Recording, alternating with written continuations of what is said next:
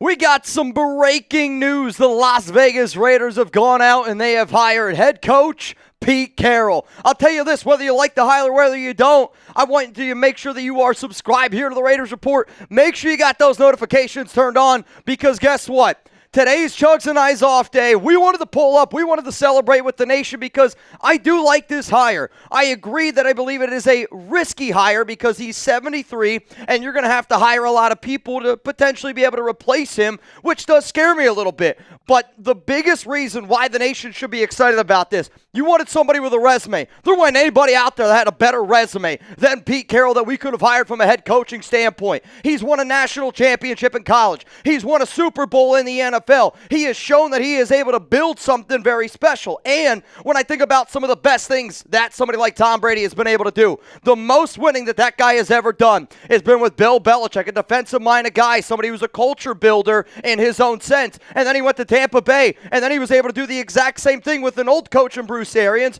over there in Tampa Bay with John Spytek. The Raiders clearly had a plan, and I agree that maybe Mike Vrabel clouded it up a little bit, that maybe a guy like Ben Johnson clouded it up a little bit, but they wanted a head coach. When he walks out there on that field and he looks into the eyes of Andy Reid, Jim Harbaugh, Sean Payton, he ain't backing down. He's not backing down. So great to hire here of Pete Carroll, A, B, C, D, or F. Let me know down below the grade that I'm going to give this, and I think it might surprise some people out of there, so hear me out. I'm going to give it a C grade, which is a good grade. A is amazing, B is great, C is good, D is bad, F is a fail. The reason why this is a C grade is because like we found out last year, like we have found out in years past, you can bring in a head coach. Now we got to find an OC. Now we got to find a DC because I'm not going to sit up here and go, well, we're going to have another CEO type of head coach and he's a defensive-minded guy. But if we don't bring in the right DC, if we don't bring in the OC, then I'm sorry, this Pete Carroll hire was not a good hire. So as it stands now, it's a C. Well, if they hire a great DC and a great OC, I'm going to bump that B up. If it ends up going worse, well, then we can lower that grade.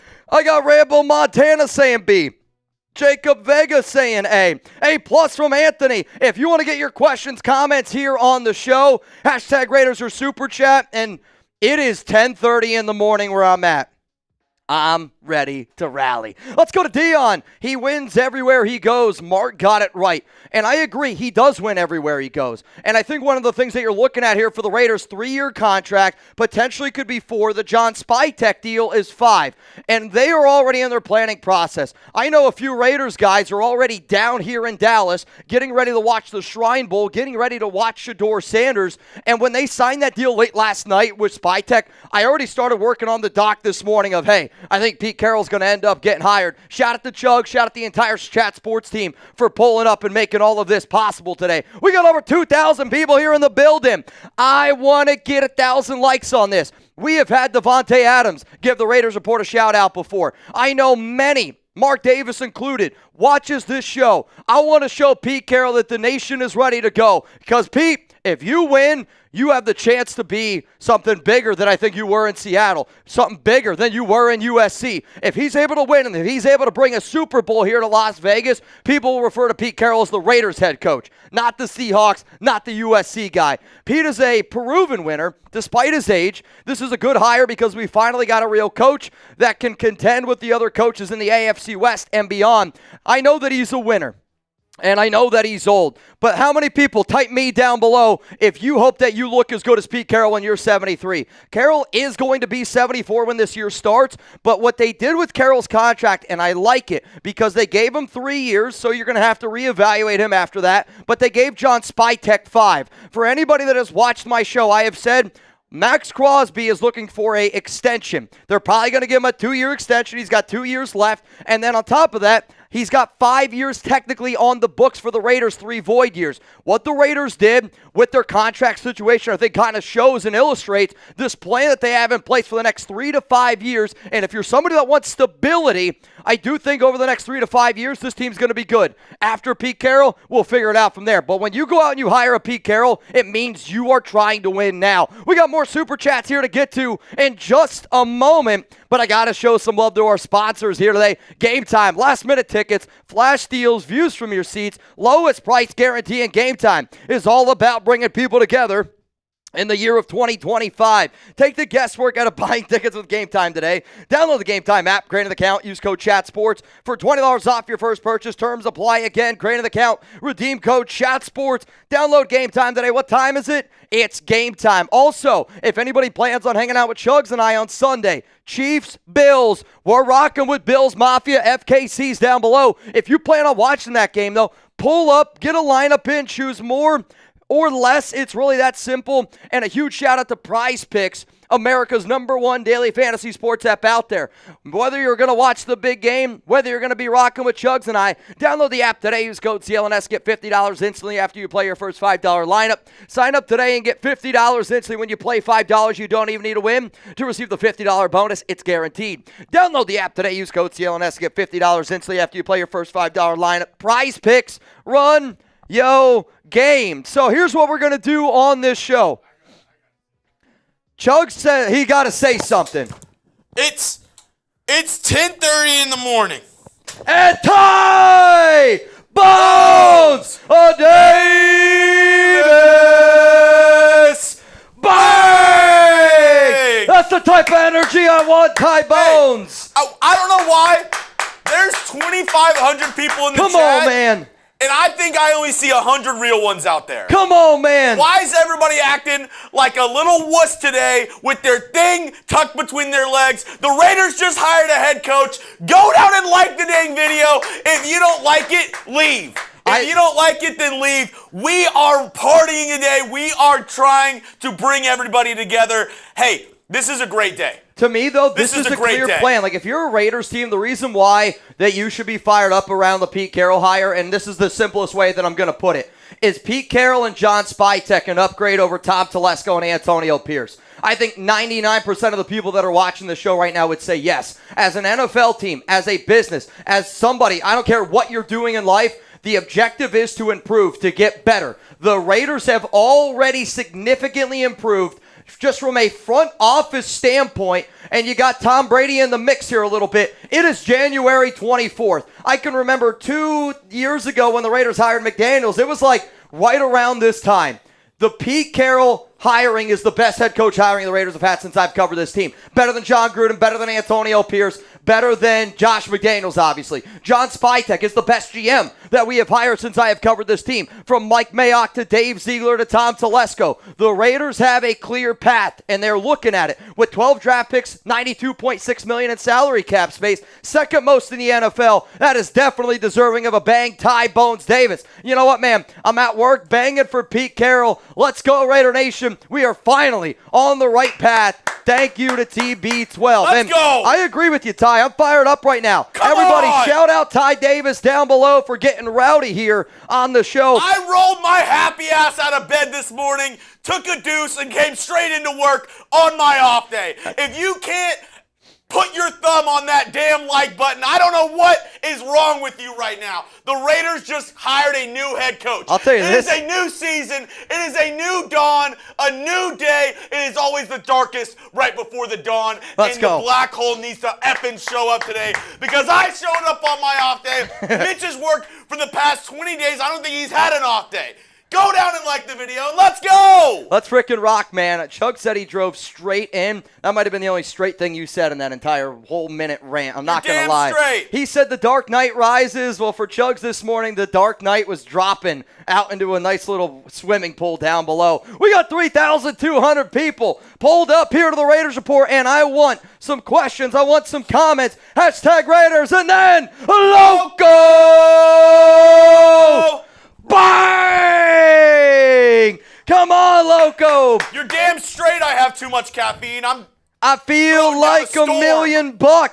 I feel good because I didn't want the Raiders to hire Steve Spagnuolo. I didn't want the Raiders to hire Vance Joseph, where, you know, when you lose out on Ben Johnson, you potentially lose out on a guy like Mike Vrabel. Tom Brady wanted somebody like Vrabel, and that's kind of what you're getting here with somebody like Pete Carroll. Now, whoever we decide to bring in for OC and DC, I'm going to tell you all this. Coming up here on today's show, the way that we're going to run this show is going to be very similar to the way that we run Tuesdays Live. My team out here in the back, we got the best damn team, and I know we get crazy super chats. We get crazy Venmos on this channel all the time. I hope you all have seen how much extra content our team is putting in. I hope that you see a guy like Chugs, right, pulling up here on his off day. I make this promise. You will not find anybody that will outwork Jeremy, Chugs, and I and our entire Chat Sports team. You guys support us, so we're always getting ready here to pump out some content and pump out some videos. I'm a Raider fan just like y'all. We just were able to turn this into our full-time gig, and I hope that y'all understand and appreciate that. We're going to do a video today on offensive coordinators that Pete Carroll could bring in. I'm going to do another video today based on defensive coordinators that the Raiders could bring in. And there is a report out now that the Raiders, and it's from a very good source, are looking at bringing in Russell Wilson. And I'm not surprised by that statement at all, simply because of the success that John Spytek has had with Tom Brady, bringing in another guy like Baker Mayfield, and they don't know exactly what their path is. And I think if you bring in a guy like Russell Wilson, you could also then draft a dude like Shedeur Sanders, let Sanders learn for a year or two, and then you go out there and you let Russ cook. But who knows? Maybe Russ is willing to take another little bit of a cheaper deal like he did for the Steelers. It's not going to be $1.2 million, but it is going to be a little bit of a cheaper deal, and it's something that has won a Super Bowl with Pete Carroll. I'm just telling you, those rumors are already happening, and the fact that they're coming from certain people that we're hearing them from, they definitely deserve some attention, and we're going to talk about it here today. We're getting wild today. Oh, Who's yeah? trying to win some money? Yeah? Who's trying to win some money today? Uh-oh. The Raiders just won with a brand new head coach. Hey, let's have a shit show today.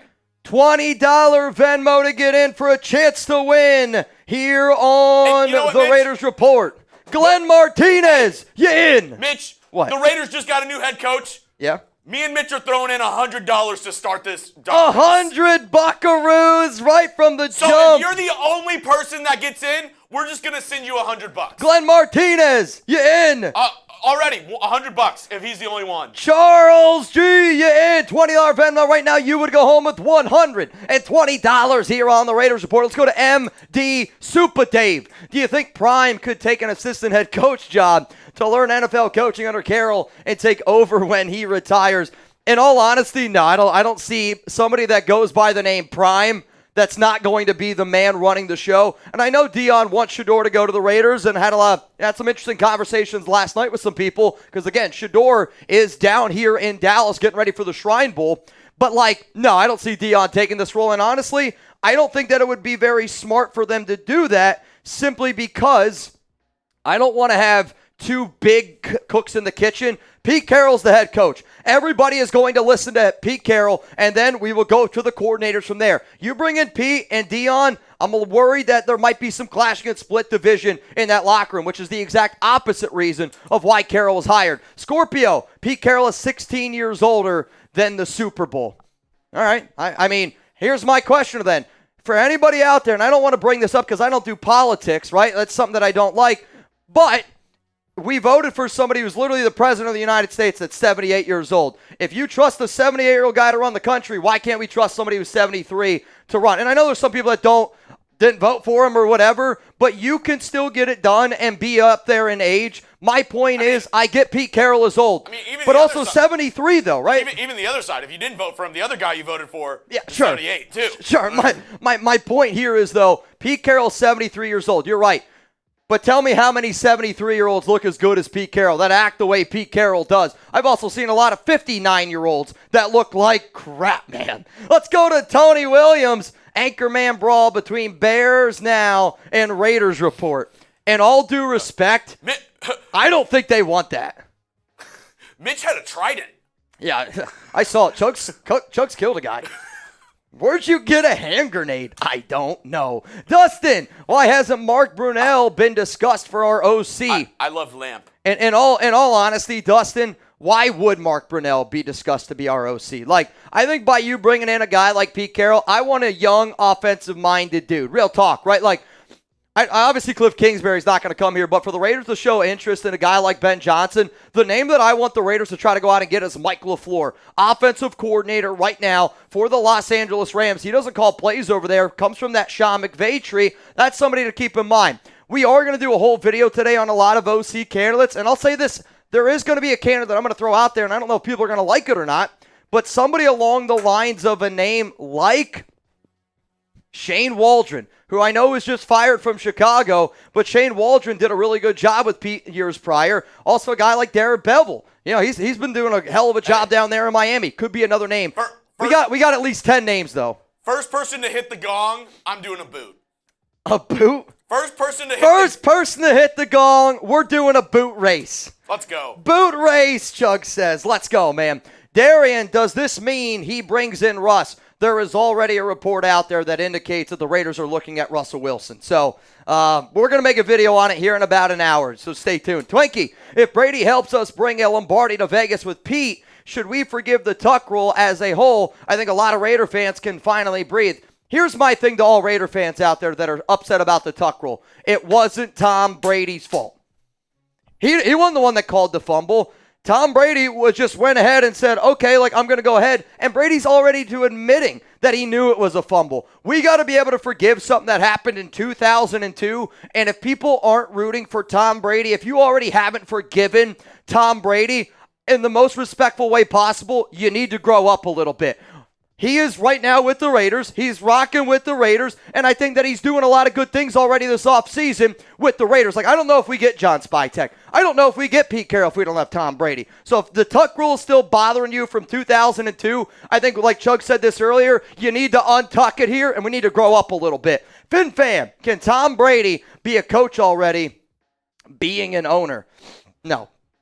Tom Brady's going to call a lot of the shots, that I know for a fact, and he should call a lot of the shots. He's one of the best football minds in the league, and I was on a Raiders podcast late last night. Shout out to Severe, shout out to Pharaoh. Appreciate all those guys. I might even be joining the podcast again later on today. But, we talked about this whole thing where, Tom Brady, people want to sit down into a room with Tom Brady. Every person in the NFL does. I think the only people that might not want to sit down in a room with Tom Brady, whether it's NFL or life, maybe somebody that teaches Brazilian Jiu-Jitsu, but that's probably it. Holy shit, that scared me. That's what? They're cleaning the windows. Oh, I know. The people that are cleaning the windows, I'm telling you this right now. That scared the shit out of me. If one of these window cleaners comes down, I say we lift this up, we flip that screen around, and we see if we get them on.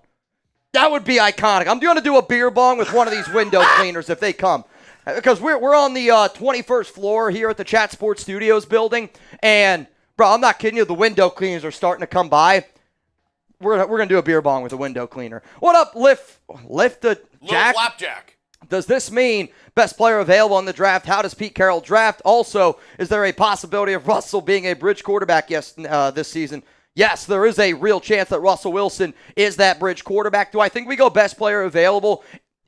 The problem with answering these questions, and I love these questions because they're important, but it also depends what we do in free agency. When you listen to the way Spytek thinks, and I've always said this, I wanted Spytek to be the Raiders GM because he thinks and he operates the same way that I think in terms of the way that I would want to build an NFL roster. Look at what the Buccaneers did. They said, we're going to build the best offensive line in the NFL, and then we'll figure it out from there. They went out and they were able to figure out what to do with Baker Mayfield. I think from a running back standpoint, based on what I've heard in just, again, short amount of time, I don't know if somebody like an Ashton Genty is going to be in the cards. One name I will say to keep in mind is Omari and Hampton. That was told to me in the last 24 hours because they want to be able to find a Bucky Irving, a Rashad White, somebody that they can throw the ball to, and they're going to look for two different running backs. They might even try to bring back Amir Abdullah, I know, and have him play a little bit of remember this name, Dion Lewis type of role. Who do you want to be the quarterback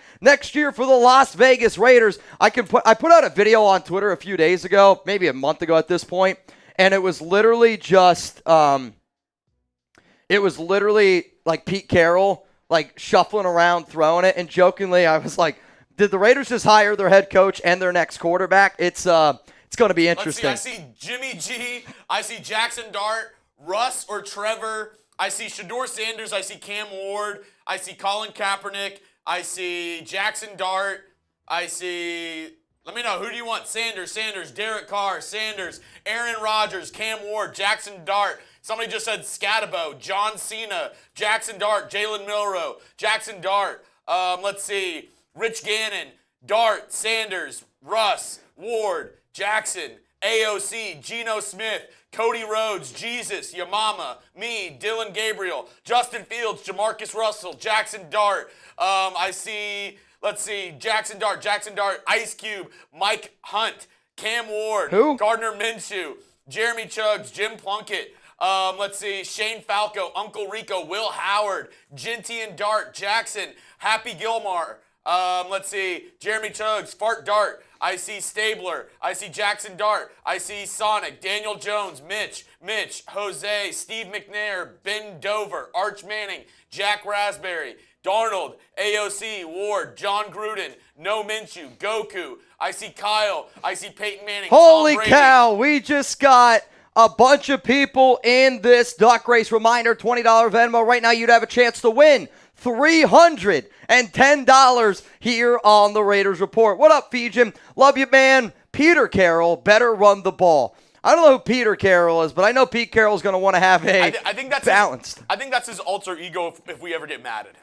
That's fair. I'm okay with that. Though, if he starts lying, I think his nose is going to grow at least. I hope that's what grows if Pete Carroll starts lying. I'll say this, though. He's going to run a balanced attack. Like, the Raiders are going to go out and they are going to run a balanced attack. And I think one of the best parts about Pete and bringing in a guy like John Spytek is the offenses that they have typically run have been a little bit different. But if you believe in both of those guys to be able to build a solid regime, which I do, it's going to be interesting. Like, you could go get Dion Lewis, or you could get Ashton Genty, who could be the next Marshawn Lynch. Best coaching hire in a long time. I agree. I'll also admit it's not saying a lot, right? Like, it's not saying a lot, but I agree where this is the best Raiders hire, but it's not just Pete Carroll. This is also along the lines of John Spytek and Pete Carroll. Like, we can't just look at just the head coach. You got to break, like, the Spytek hire, I think, deserves way more love and way more credit, quite frankly, than what it's getting. What up, Tank? Clint as OC, then head coach. Clint Kubiak. That'd be great for us. Clint Kubiak. I mean, I think it's actually a name to keep in mind, and it was somebody that I mentioned on my Pete Carroll video that I did yesterday, because Clint did do a good job with somebody like a Derek Carr before Carr got injured, and the style of offense that Kubiak runs, I do think it's very similar to the style of offense that Pete Carroll's going to want to try to run, John Spytek's going to want to try to run, Tom Brady's going to want to try to run. So could definitely be a name, man. He also did, I do know, I believe in Cleveland as well. I know he interviewed for the OC in Seattle. Did he? Clint Kubiak. I think in Cleveland, Petey, did Clint Kubiak interview with the Browns for their OC? Yes, he did. With the Browns as well. So he's already interviewing a ton of places for an OC position. True. Will Duncan, don't love it, but I don't dislike it. Carroll and Spytek both have been able to evaluate talent at a high level. Very excited to see a full draft from them together. Yep. Dude, I'm pumped for the draft. I'm excited for the draft as well. I mean, again, we got 12 picks where the 12 picks are not officially official yet, and this was something that I was going to make a video on. It's just the Raiders news has been so crazy over the past few days, and Alex is out of town, so I've been on full-on Chuck duty. But the Raiders are projected to get 2 comp picks in the 6th round, which means they will have 5 6th-round picks. And when you have $92.5 million in salary cap space, second most in the NFL, all those draft picks, yeah, it's going to be a fun and entertaining offseason. They should just trade all those picks for 4th-round picks so they can get Crosby. No, I don't really have any preference. I would say just pick one name that could be the actual guy and then pick a big name guy. Yeah. Yep, I trust you. Sounds good. Patrick B, what up, man? Pete is coming from Seattle. Do they have any coordinators that could come with him or any offensive, defensive assistants on the up and up? Now, again, Pete was with Seattle, but he was an advisor. So, like, he's not going to take people necessarily with him from an OC and DC standpoint. I would look at people that Pete has worked with in the past where, you know, Shane Waldron could be a name to keep in mind. A Chris Richard could be a name to keep in mind. A Daryl Bevel could be a name to keep in mind. Gus Bradley, I hope that that's not exactly the hire, but those two do go way back. Like, you're going to have a lot of connections, but Pete has a lot of connections because I don't know if y'all know this, he's 73 years old. Let's go to Dr. K. Dude built a Super Bowl team with a great defense and second-tier quarterback. Wilson was only successful because of him. This is how we rebuild. I'm not going to say Russell was only successful because of him. I mean, I've said it before. I think Wilson's probably one of the most disliked players in the NFL. He's kind of a cornball, but he does work really hard, right? Like, I can't be somebody that stands up here all the time and I say, like, nobody's going to outwork me. 3-6-5, we're going to put in that time and effort, commitment to excellence. Like, I can't be that side and then also, be like, what the hell with Russell Wilson? I mean, I'll be real. Russell Wilson working out on a plane. I know, we're all just slurring it together. Haven't even had a beer. But, like, when you look at Wilson, he does work hard. Like, you can't deny that. And I think he earned a lot more respect going to Pittsburgh and showing teams that he's willing to make $1.2 million on a salary cap if it means that he's got a chance to win. I respect that. And I think we all got to respect that a little bit. Let's go to the 2025 MVP of the month so far, Ben Thrack. Our secondary is about to get better. Carroll has a great track record with that group. I mean, Carroll made the Legion a boom. Like, do y'all not remember how great that defense was from Cam Chancellor to Earl Thomas? I mean, there was an unbelievable Richard Sherman. They had a lot of really big-time names, and a lot of those players were not necessarily names that a lot of people thought were going to be able to execute a defense. So, like, to me, when you look at what he's built, and you go back and you look at the Seahawks, I can paint a picture of saying the Raiders defense with Max Crosby, I think, is a lot closer to being a completed picture than maybe that Raiders offense because we don't have a quarterback. So to me, when you think about what Pete Carroll is, Pete Carroll's going to want to get his tight ends involved. He's going to want to run the football, right? We got Jackson Powers Johnson, Brock Bowers. Pete's going to build around those guys. On the defensive side of the football, you got an edge rusher in Max Crosby. And Max Crosby, I know, is a Raider for life.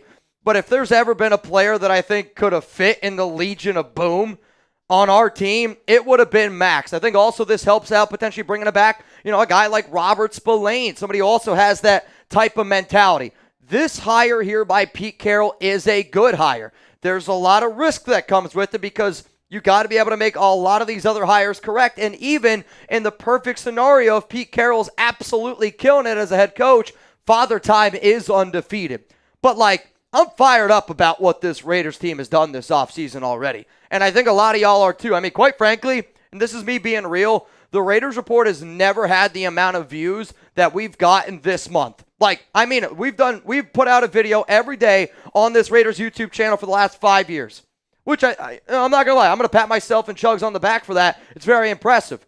We have never had a month where we've had more views than we've had this month. And I think the reason is when you go through a season like you just went through, and it was a rough season, and we have high expectations, a lot of salary cap, a lot of draft picks, need a quarterback. The nation just wants to know, are we at least trying to win? Are we doing things moving in the right direction? And I can confidently say, yes, I think the Raiders are doing things in the right direction. But when I also see the amount of views that we are getting right now, millions upon millions of views this month, it's telling me that y'all love what we're providing, but it's also that you're excited, and it gets me excited as well. Let's go to Real Cowboy. Did Chugs wash his hands before coming in? LOL. Nope. No? Nope. Honestly, I respect it. That 10 seconds might have cost us. Dude. I respect it. I do. Dylan Anderson, what are the rumors on our OC? I'll be real, there are no rumors yet. And I think anybody that is saying there's certain rumors around certain offensive coordinator candidates might just be blowing smoke. If any names do end up popping up, I will let you know. Yeah, can you just get me an Italian? That's fine. Italian? Yeah, that'll work. We'll just order it on. What do you? Slack us what y'all want. Okay.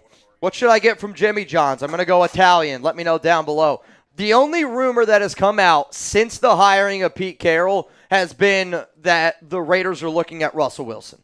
So, the fact that they're looking at Wilson, the fact that they hired Carroll again, this could be something that's been in the works where Carroll, you're telling me Wilson's not going to want to play with Pete Carroll? And I get it. Wilson wanted to go and try it elsewhere in Denver. That was a disaster. Went to Pittsburgh. They had success. They made the playoffs, but it ended really badly there with the Steelers. I do really think that you could bring in somebody like a Russell Wilson, and I'm telling you all this right now. DK Metcalf is a name to keep in mind in terms of a player that the Raiders could trade for. Metcalf and Carroll have a great relationship. And when you look at the type of receiver that we need, I want somebody that can stretch the field, and I want somebody that's physical to pair with Brock Bowers, who's physical, to pair with Jacoby Myers, who's a physical back, to pair with JPJ and that offensive line that they're going to try to be a physical offensive line. You add somebody like DK Metcalf that can stretch the field, I don't think you're not going to have to give up a first-round pick for him or anything like that. You might have to give up a third. I would say you're going to have to pay him as well on top of that. But DK Metcalf is definitely a name that we all got to keep in mind here. Let's go to Fish and Riffs. Carroll can outrun most of the sofa stands in this fan base. He is only a year older than Bill Belichick. At least he's not dating somebody 50 years younger than him, though. But like, and I'm glad that you bring this up, Fish, because I get it. And age scares people. When you see the fact that he's 73, gonna be 74 at the beginning of the year, I'm worried about it too, right? I know Father Time is undefeated, but Pete Carroll is the youngest 73-year-old freaking dude I have ever seen. Quite frankly, I might dye my hair white if the Raiders were able to get a Super Bowl with Pete Carroll. Not even might, I'm doing it. If the Raiders win a Super Bowl, I'm dyeing my hair white. I don't know how long it's going to be there for, but I'm pretty excited about it. Carlos, you're in the duck race. Ira. Patrick B is in. Chugs, did you wash your hands? Let's go, Pete. Ira, we know. We know that. Jamari And actually, Murray, you're in. And Jesus. Mitch. Hurt, you in. I sent you a link Okay. in Slack. Let me know what you think about that. Let me see. What, you want to give it away to the MVP? Yeah. All right. Chugs found a Pete Carroll shirt. Or how about this? We give away a Pete Carroll Raiders jersey. We can get one custom made. Okay. Custom, whoever the MVP of today's show is, I'm sending you a Pete Carroll How about this? Raiders jersey. Not even the MVP. Every gong, boot race, jersey. We'll just give it to some random person watching? Or whoever hits the Whoever gong. hits it, boot race, jersey. Boot race jersey, every gong. All right, I'm in. Every boot. Oh, dude, that's part. Eric said number 73 because he's 73 years old. Yep. 73 Carroll. No, technically it doesn't have to be 74. He's going to be 74 to start the year.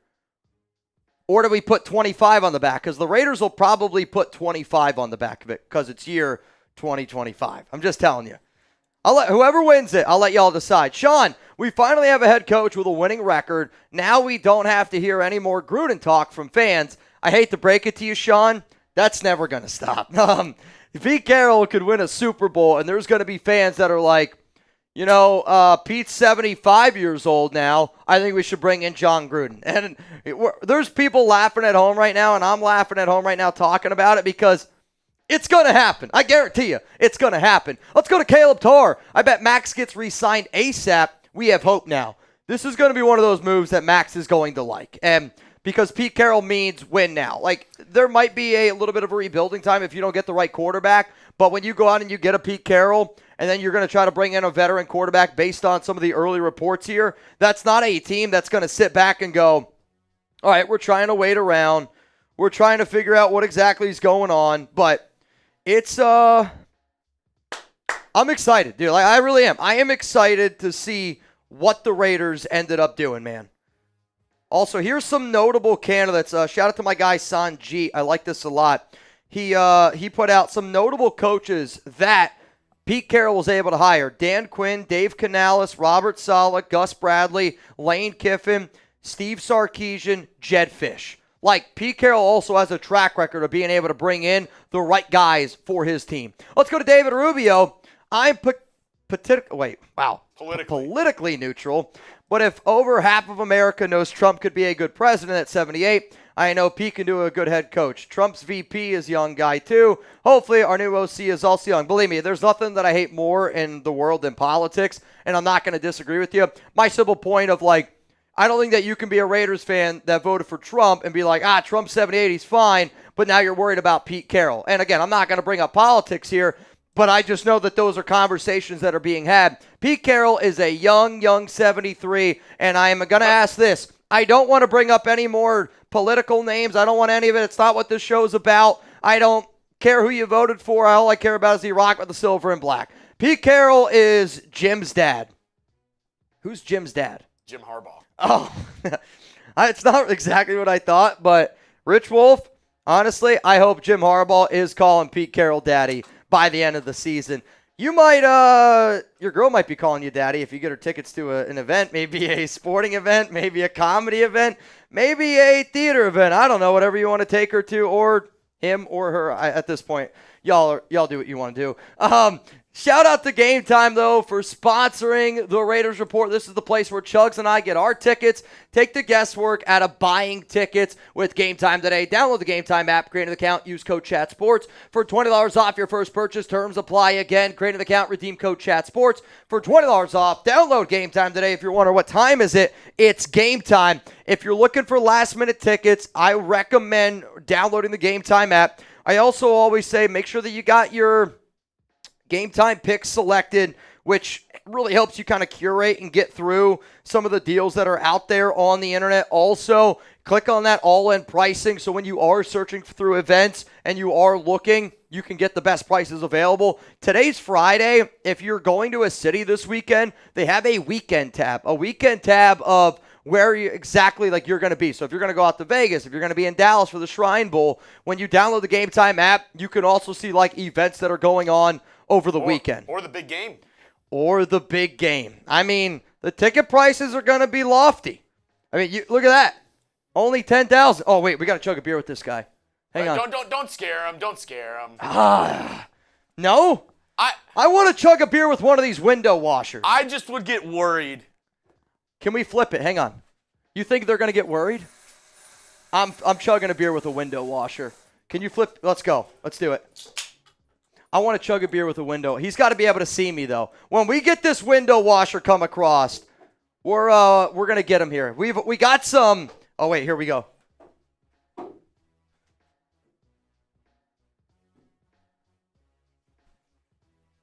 Let's go! Window washer. Oh, cheers to my guy, the window washer. Bro, I'm telling you. Oh, wait, we got another one coming out of nowhere. I'll give him credit. He actually cheers me. That was dope. Bro, I'm telling you this right now, though. No chance in hell I'm doing that job. That's the scariest job in the world. These guys are on planks with a rope 21 stories up in the air. There ain't a chance in hell I'm doing that. Not a chance in hell. Let's get back into some of these questions here on the Raiders Report. And you know what?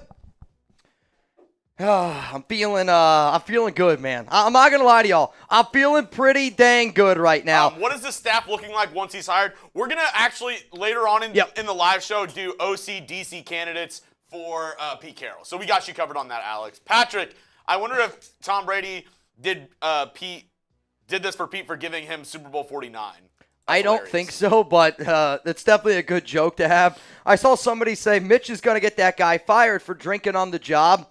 I mean, in all honesty, that guy deserves a beer, too, for being 24 stories up in 30-degree weather, washing windows. That's a legend right there. The Italian Stallion, the autumn wind is a pirate. Raider Nation hyped up. Bro, I'm telling you this right now, I am hyped the F up, and next person to bang. I know we've had a few people bang today, but I got an open beer. It's going to go down. Let's go to Raider Forever 420. Who is he hiring for his coaching staff? There's going to be a lot of conversations. There's going to be a lot of discussion around it. Chugs and I are going to put out a video here in a little bit on some OC, DC candidates, and we'll go from there. But, I don't know who everybody's going to be. I'll give you some candidate names, but there hasn't been any names really thrown out there yet. Let's go to Carter Harlow. You think next season could be like Sean Payton's first year with the Broncos? Love the hire. I just want to win.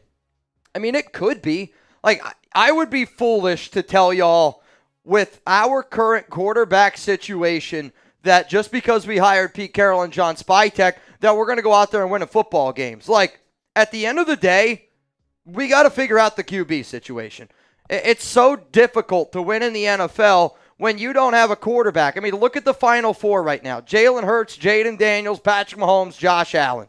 And from the AFC, it's been the same names year after year, right? Like when Peyton Manning was the quarterback, when Tom Brady was the quarterback of the Patriots, it was Tom Brady, Peyton Manning, Ben Roethlisberger, and realistically, it was those three names kind of over and over and over and over again. I mean, that's what it was. And right now, the AFC is Patrick Mahomes, Josh Allen, Lamar Jackson, Joe Burrow, and it's kind of just over and over and over and over again, right? Like, we need a quarterback to be able to go out and compete. So, do I think Russell will be bad like he was in Denver? No, they don't have Nathaniel Hackett calling plays. Like, Nathaniel Hackett is Luke Getsy. And when you bring in somebody that is that bad at doing their job, you're not going to have a lot of success. I think right now, if you brought in Russell Wilson and you put him with a Darrell Bevell, somebody like a Mike LaFleur, somebody like a Shane Waldron, maybe even somebody along the lines of, I'm going through all these freaking names right now, a Clint Kubiak, like that's an offensive system that Russell would do a much, much better job in. Carter, I appreciate the question. We got tons, and I mean tons of questions to get to here on the Raiders Report. If you want to get your question up on screen, like my man here, Lil Flapjack, don't worry, it's his kid, Lil Flapjack, then all you got to do, send in a super chat, or you can use hashtag Raiders. If you want a chance to win some money, right now as it stands, it is a $20 Venmo. A $20 Venmo for a chance to win $260. But Tyler Dooling, you, sir, are in. And Ian Rappaport just tweeted, Russell Wilson wanted to go to the Raiders last offseason. ... The amount of rumors that are starting to just materialize around Russell Wilson, it's starting to look like he might be the next quarterback here for the Raiders. That's all I'm going to say. Can you check on them to see if maybe we can fast track that Russell one just because of all the stuff that's coming out? I know I'm throwing a lot of stuff at you. Yeah. Tyler Dooling, man, you're going to be in. Elin Purty, you're in. I see my man Anthony Green. Ant, hope you're doing well, my dude. Darth, a legend, you in. Mark, also. I do have to send you one message, if you can. If you can. We got 3,869 people watching this show right now. If you can, go grab a water, go grab a soda, go grab an orange juice, a coffee. If you're over the age of 21 and you want to do a beer bong with me, I'm going to do one, and then we are just going to keep this show rolling. I don't want to get too litty-titty. I want to be able to cover the Raiders news that happened. I want to go through the OC, the DC candidates. I want to talk about Russell Wilson. And then after those three shows are done, for the 4,000 people, if y'all want to party after that, I promise you this. I'm off today. Alex isn't in town. We can party. Mark K. Bang! Come on, Mark. Let's rock today. I can't wait, man. I can't wait to see how this season goes. I can't wait to see how this offseason goes. Pete Carroll, Russell Wilson. It might be interesting, no doubt about it. Mark, thanks for getting this party started, my man. Also to all the other legends that are getting this party started. Cheers to y'all, man.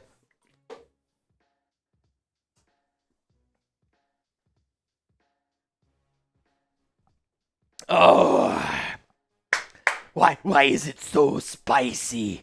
Can we go back by any chance to the one? I didn't get a chance to read it, and that was on me. Little Flapjack, if you weren't with the 4-13 2024 Raiders, don't be with them when they go 5-12 in 2025. All right, low-key, that's a hilarious statement where I had a fan today on Twitter reach out to me, and don't get me wrong, this was one of the biggest compliments that I've gotten in my career, but he was like, I've been a Steelers fan my entire life, started watching your YouTube show, and I was like, this guy has a lot of fun, and he was like, I'm a Raiders fan now because I'm tired of the mediocrity with the Steelers, and I looked at that guy, and I messaged him, I was like, dude, Steelers haven't had a losing season in 18 years, and you're going to pick the Raiders. I just hope you know what you're signing up for, man. That's absolutely hilarious. Hella High says, 2 hours in my shift, 8 more than I'm getting wild. You know, hella high. We might be able to get a little bit wild here on today's show, dude. We might be able to. I got a few people that are getting in this duck race. Mark, I already got you. I'll give you another one, Mark. You're in. Zach Martin, you, sir, are in. And then Nathan Kennard in. $20 Venmo right now. You'd go home with $440 here on the Raiders Report. 20 to get in. Winner gets $440 because, reminder, Chugs and I already put an extra $100 into that duck race. We got 3,700 people tuned in right now. We got a lot of stuff going on behind the scenes. We're trying to get you guys some extra content today. We're not just going to only talk about the hiring of Pete Carroll. We're also going to break down OC, DC candidates, and there are a lot of rumors right now around Russell Wilson joining up with Pete Carroll this offseason. But I don't know if Ron Raspberry's here. Actually, I see Ron Raspberry's there. Ron, if you can get everybody to get us to 2,000 likes, I'm throwing down another happy dad because I know there's a lot of happy dads out there after this hiring of Pete Carroll. Being from Washington State, Seattle was so excited to get rid of Carroll. His play calling was too predictable. He will bring in another Band-Aid quarterback like Russ. And I know there were a lot of people in Seattle that as well were happy to move on from Pete. But I think sometimes people become unappreciative of what they had. Where Pete Carroll won a Super Bowl in 2013, and the Seahawks were a really, really good football team for many years, but they weren't able to kind of get back to that Super Bowl, and a lot of people expected them to be able to get there. The Seahawks won a lot with Carroll. He's got 170, 120 overall record, and more of those losses were before he ended up joining the Seahawks. He's going to have to bring in a great offensive mind. He's going to have to bring in a great defensive mind. But Pete Carroll wasn't the one calling plays. Like, he's not somebody that calls plays. So, I mean, if people are getting mad for Pete Carroll running the Seahawks offense, I would just encourage those people from Washington to know that Pete Carroll's not the one drawing up plays. Whoever he brings in as the coordinator is going to be the guy that ends up doing that. But maybe this is me just being crazy. And I know we talk a lot about Shedeur, and I get that. You know who else started his career in Washington? In Washington State? Cam Ward. I'm telling you right now, I would put a hole through my joggers that might touch the table. I don't want to give myself too much credit if the Raiders were able to go out and draft Cam Ward. I'm just saying. Could be weird. Could be wild. Richard says Carroll is not the answer. He's not the long-term answer. But in terms of all the coaches outside, again, they didn't interview Todd Monken. And maybe Monken never wanted the job. But out of the list of candidates that the Raiders could have hired, he was the best one out there. Robert Saleh took a job with the 49ers late last night. Liam Cohen took a job with Jacksonville. I mean, it would have been, I think, Pete Carroll or Steve Spagnuolo. I don't want Steve Spagnuolo. What up, Rizzo? Let's effing go, Raiders. Rizzo, thank you so much, man, for tuning in and supporting this show. Guys, if you're wondering, Mitch, have you skipped my super chat? I saw a few people say it. No.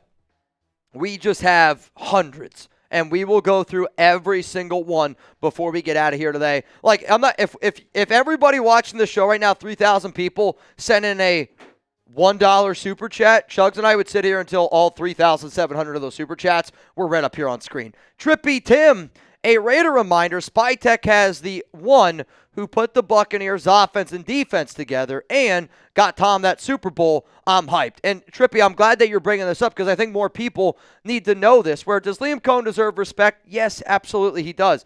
But John Spytek also was, people gave Spytek the nickname like the young genius when he first started working in NFL circles because people were like, dude, this guy already has shown that he's special. And for Spytek to be able to bring in Tom Brady to Tampa Bay, for Spytek to be able to bring in a lot of that talent from a draft, from a free agency standpoint, I think it deserves a lot of credit. Also, Jason Light, the GM for Tampa Bay, is one of the most well-respected GMs in the league. Like, we are bringing people in. The Raiders are doing the right things. And, like, even the hiring process. You look at John Eric Sullivan. I talked about this yesterday on a podcast late last night. Again, shout out to Pharaoh and Severe for letting me pull up. But, like, you know, like we were talking about it, it was smart to interview John Eric Sullivan from Green Bay. If there's been an organization that has had sustained success at the quarterback position, it's been the Packers. Brett Favre, Aaron Rodgers to Jordan Love. I would love to sit down in a room with a Packers guy. Next interview they had was John Spytek. Next interview they did was Sheldon White from Pittsburgh, an organization that hasn't had a losing season in 18 years, with a CEO type of head coach and Mike Tomlin. That's a guy that I want to sit down and I want to talk to. Then you bring in a guy like Brandon Brown, New York Giants assistant GM, who loves Shedeur Sanders, somebody that's picking at number 3. I would want to hear what he has to say here a little bit. Then you go out and you look at Chad Alexander, another very young offensive-minded guy that's worked underneath some of the best GMs in all of football, like an Ozzie Newsome, right? Like, that's somebody that I want to sit down and get into a room with. When you look at what the Raiders did from a GM interviewing process and a head coach interviewing process, I think they have a clear plan, and I love what their plan is. And I think people are hit that panic button a little bit when the Raiders missed out on Ben Johnson, because I know how difficult it is to do this.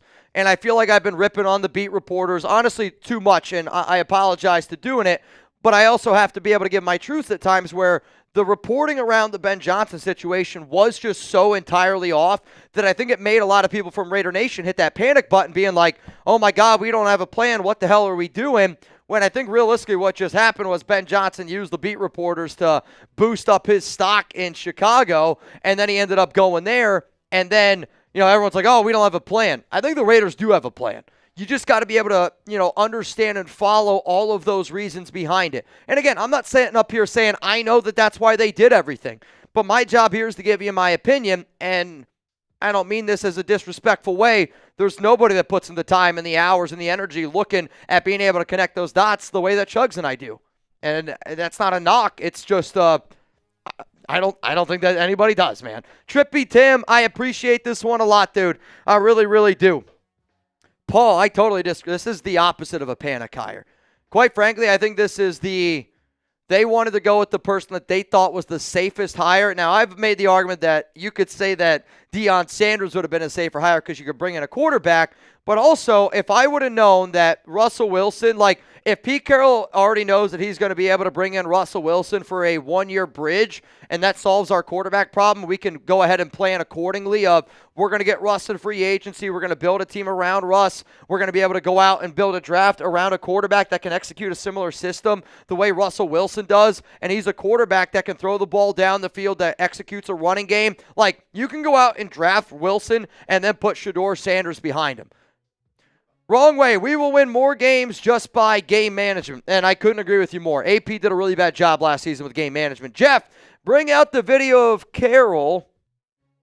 Bring out the video of Carroll throwing dimes. It's on my Twitter, at MitchellRentz365. And I made the joke. I was like, shit, maybe the Raiders signed their head coach and a quarterback. Todd. Yep, love it. Pete is a fossil. Here's my thing, Todd. And I'm just going to guess who you voted for. How do you vote for the person you voted for and then say Pete is a fossil? Because Pete is in way better shape than the guy I think that you voted for. So, I don't think that you can have it both ways. That's all I'm going to say. I don't care who you voted for politically, but you can't have it both ways, right? Mice easy. Any chance we can keep Saleh from returning to San Francisco? You never know. The NFL is a crazy, crazy thing. But for him to take that defensive coordinator job at the time that he did, yeah, I think that looks good. At the time that he did, that tells me that he wanted to take that job. And quite frankly, I can't blame Robert Saleh for going back to San Francisco, because if I'm the 49ers, I'd make him the same pitch that the Raiders would. Hey, right now, Kyle Shanahan, there's a lot of people that don't know if they like Kyle Shanahan, and if Shanahan fails, we'll make you the next head coach. I'm not going to blame Saleh for doing what he wants to be able to go out there and do. Let's go to Fish and Riffs. Carroll has always been 16 years older than the Super Bowl. You know what? Fish, I might steal this one because we had that question earlier, or comment earlier. Josh, as a fan base, we deserve the Raiders making common sense move like this as the norm. Shift the culture, stack the wins. If you are trying to build a team and you're looking at the next 3 years, and maybe that's what the Raiders are doing. Maybe instead of them looking down the road and being like, we got to be able to find a head coach that can be good for us for 10 years. I bet you Mark's going, I'm looking for just 3 years, right? I'm looking for just 1 year of a little bit of stability, and then we'll go from there. I think the Pete Carroll hire is the person that they thought could give them the quickest amount of stability, and winning can be contagious. You bring in a guy like Pete Carroll, you get a few wins underneath your belt, and then all of a sudden, players, staff wants to go there, and Pete is a very likable guy, and I think a lot of people are going to want to go play for Pete Carroll. Let's go to the next super chat rolling in here, and here's what's about to happen. Chugs and I are going to get into a cut, and it's going to be around Russell Wilson here in a little bit. When he gives me the thumbs up on that, I will go break all of that down. So if you see your super chat like from Ben's super chat came in almost like an hour ago. So there's going to be still a lot of waiting time on those supers, but just be patient. I promise you, we will get to everybody's super chats. Ben, all right, Mitch and Chugs, finally a coach that we can hold accountable. I'm excited to see a coach that builds culture and doesn't rely on a coach by committee approach. Well, Pete does kind of rely on coach by committee approach. Like, I think that's actually what's made Pete great is because he's been able to hire good coordinators in the past. Again, he's been able to hire Dan Quinn, Dave Canales, Robert Saleh, Gus Bradley, Lane Kiffin, Steve Sarkisian. Like, these are names that had success and that are good coaches, and I think that they are people that the nation needs to be able to keep in mind, quite frankly. Like, I think Dave Canales could be another name that we could add to our OC candidate list. I'll make sure that I'll remember to bring it up, but you know, who? Oh, shit. I'm thinking Canales is a head coach now. I'm thinking Frank Reich. We have Frank Reich in there already. Yeah, sorry. I was thinking guys underneath. I got confused there for a second. Frank Reich could be another name, but he's not somebody that was brought in with Carroll. He's somebody that's another name, though, like a Canales that some people thought maybe he's good, maybe aren't good. Let's go to Garrett Henderson. Name one head coach over 70 that has had success in the NFL. One, I'll wait. Off the top of my head, like, I'm not going to lie to you. I don't have many off the top of my head, but is there much difference from 70 to 68? Bruce Arians won a Super Bowl when he was 68. Bill Belichick had a lot of success. Oldest head coach to win Super Bowl. I'll look it up. If you're asking, I'll look it up. Carroll will be the oldest head coach in the NFL history when he leads the Raiders at age 74 in 2025. I'll do some research on this, but I'm not going to act like I know a lot of them. Belichick was old. Bruce Arians was 68. Belichick was 66. Tom Coughlin was 65. Yeah, I mean, I get it. People looking at the age of 70, but again, Garrett Henderson, the way he acts at 73 is totally different, right? Like I'm 31 years old, and I know I still kind of act like I'm in my 20s. I'm not afraid to admit that. Like, I think everybody's life situations are totally different. I know a lot of 25-year-olds that act way more mature than me at the age of 31 because you get thrown in different life situations and life comes at you a little bit differently. But if you wanted a resume, my only question is, Garrett, who would you have hired over Pete? If you're going to complain about it, and that's okay. That's what this show's about. Like, I'm not going to get mad at you for complaining, just like I don't want you to get mad at me for coming at you a little bit, because this show is designed to have these type of conversations. If we can't have a conversation where we disagree and then you leave this show, you're like, F Mitch, he's an idiot, I hate that. You know, I would encourage a lot of people to grow up. Like, Garrett, I hope that you sit there and you go, Mitch, I hear you out there, I just disagree. And you know what? That's totally okay. But when you pull up next time, give me the head coach that you would want instead. And I hope that Raiders content creators, hope Raiders fans in general have this thought process, because I don't know what has happened over the last 2, 3, 4, 5 years where just because somebody disagrees, it's like F you and F your mama. It doesn't need to be like that. We can be adults. We can have conversations. Like, you know, I'm not going to get into the whole thing, but I got blocked by a Raiders content creator for joining another podcast. Like, that's some of the lamest shit I've ever heard of in my entire life. We got to get rid of that cancer culture, honestly. I'm not going to call it cancel. I'm going to call it cancer culture amongst the nation, and I hope that more people are okay having conversations as adults. Let's go to Adrian Herrera. Draft a quarterback and let him develop under Wilson.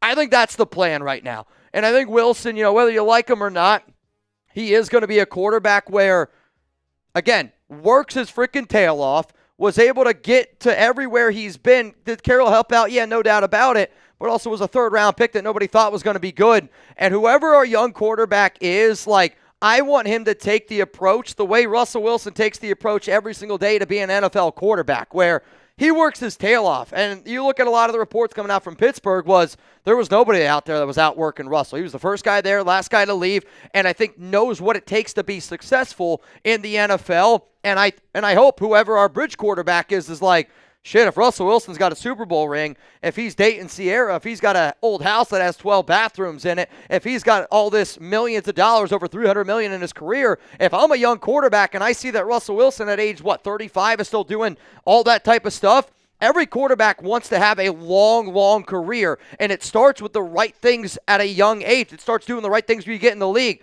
Russell Wilson will have a quarterback doing the necessary things in order to be successful. I don't know if he will be successful, but the way that you get ready for on the field is by properly preparing off the field. And Wilson's going to help whoever that young new quarterback is do all of those things. Let's go to my Liz Raiders, Nick Coley, the Rams tight end coach for OC.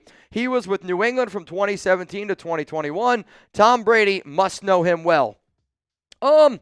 Could be a name, and it's been a name that I believe actually has been interviewed by a few other people around NFL circles. To me, though, if you're going to try to pick sorry, that was that happy dad from about 20 minutes ago.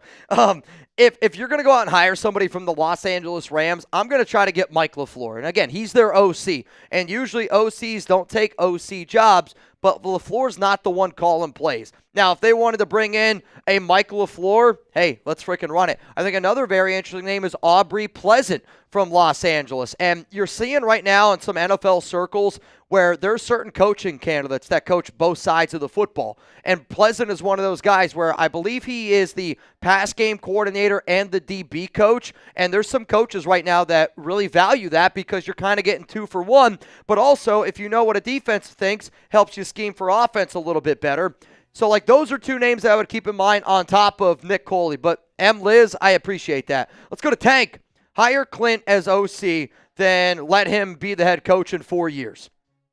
Chugs and I are all in on the Kubiaks. I know that some of y'all know Chugs is related to the Kubiaks, so this is one that we would like to be able to get in the works. I'm not going to lie to all y'all. I think it would really help out our show, but also what Clint does in terms of schematics, in terms of the offense that he runs. I almost think it's one of the most perfect offenses for a quarterback like Russell Wilson, if that's the plan. But I also think the Clint system is built for, quarterbacks to get that play action going. Something that the Raiders wanted to do with Ben Johnson, with Jared Goff. It's based on a quarterback to be able to go out and execute a system. Wilson can execute a system, and I think the quarterback that they are looking at in the draft is Shedeur Sanders, and the Clint offense could be one that Shedeur would be able to learn. Let's go to Elijah DeCastro. Ken Norton Jr. as DC. Is it possible? Anything's possible, right? Until we start hearing some legit names, anything's possible for an OC or a defensive coordinator position. You got to go back and you got to look at the old names that was with Pete before. You got to look at some of the top candidates that interviewed now. We're going to do a video here on today's live show about some of the top DC candidates out there. So, stay tuned on it, but we got a long show ahead, and I hope all y'all are buckled up and ready to get this thing rocking and rolling. Also, we are 40 likes away from 2,000. Beer bong going down. Gotcha. Ryan Bass, like this, do we get an OC? Who do we get an OC in DC? I'm about to do a whole OC and DC cut, Ryan, so just stay tuned on that. I know you're a loyal watcher, but OC right now, Mike LaFleur is who I want. Defensive coordinator, it could go a few different ways, but lot of names from top to bottom. And I don't want to give away my whole show, and I know that you spent your money, but I hope that you understand that. Alan, can we get Legion of Boom 2.0? Damn it, they're going to try to get the Legion of Boom 2.0, and I think that that's a team that maybe scared Tom Brady more than any team that's ever scared Tom Brady before. Raider Ben, what's up, Raider Ben?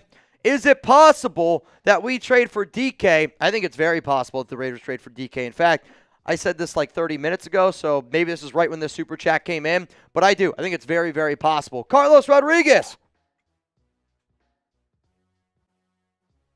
Cheers to you, man. Luke, best hire in 22 years of a revolving coaches. I hear you, and I agree with that, but also Pete Carroll is going to be a revolving head coach as well. Even if Carroll is the perfect hire, right?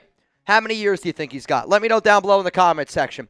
If Pete Carroll at age 73 right now is going to be 74 when the year kicks off, he's got a 3-year contract that can be 4 years. So that tells me they got a 3 to 4 year window to make it work with Pete Carroll. It's going to be a revolving door. Even if Pete is the best head coach that the Raiders have ever had in their long, long history, he's probably has 6 years max. So no matter what, you say revolving door, and that was one of the reasons why I called Pete Carroll a risky hire. And I still will stand. It's a risky hire until we see what these OC-DCs are. And if they bring in the wrong OC and DC, I might sit up here and go, yeah, this might have been a bad hire.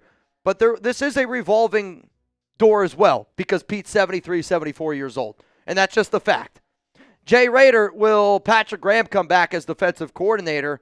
Maybe, maybe not. Like, I actually think that PG would do wonders with Pete Carroll. I think that Pete Carroll would do a great job with Patrick Graham, because when you look at a lot of the schemes that they used to run in Seattle, they would stick to a scheme, and they were great at being able to find players that fit in that scheme. I think Patrick Graham has been able to show you that he can find players that fit into his scheme as well. Hopefully we're a lot healthier this season, but also the way PG thinks and the way Spytek thinks in terms of building in the trenches. I would love also for them to be able to keep a Rob Leonard.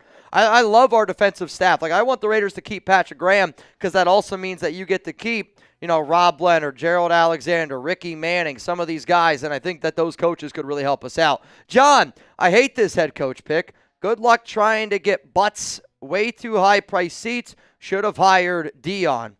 I mean, in all honesty, John, I think Dion makes the seats prices even higher. So, like, if your argument is about putting butts in seats, Pete's going to put butts in seats. And no disrespect, you're a fool to think that Pete's not going to put butts in seats.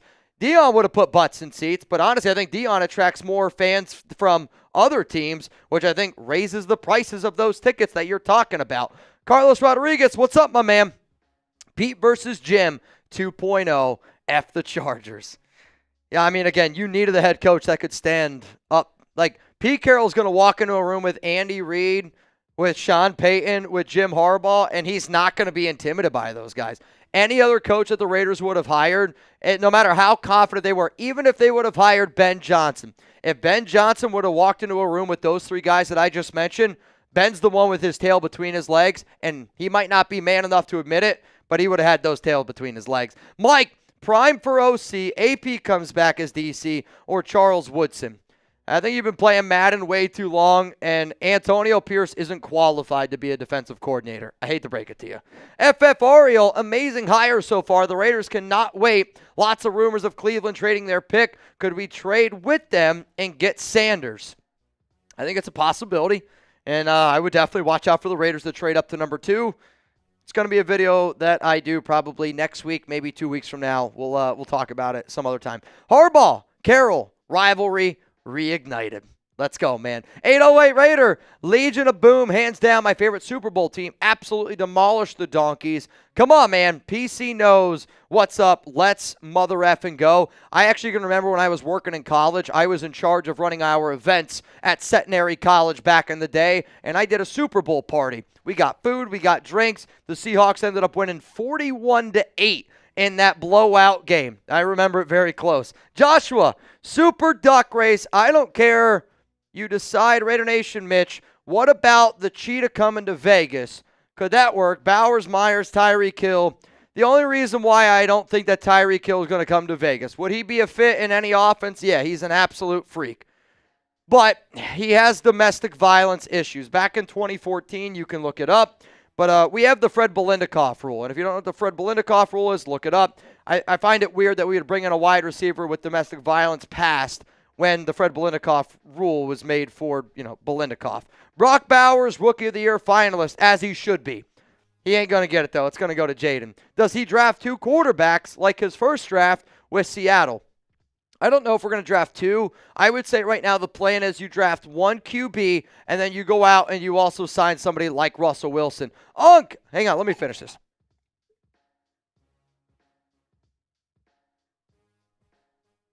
What up, Unk?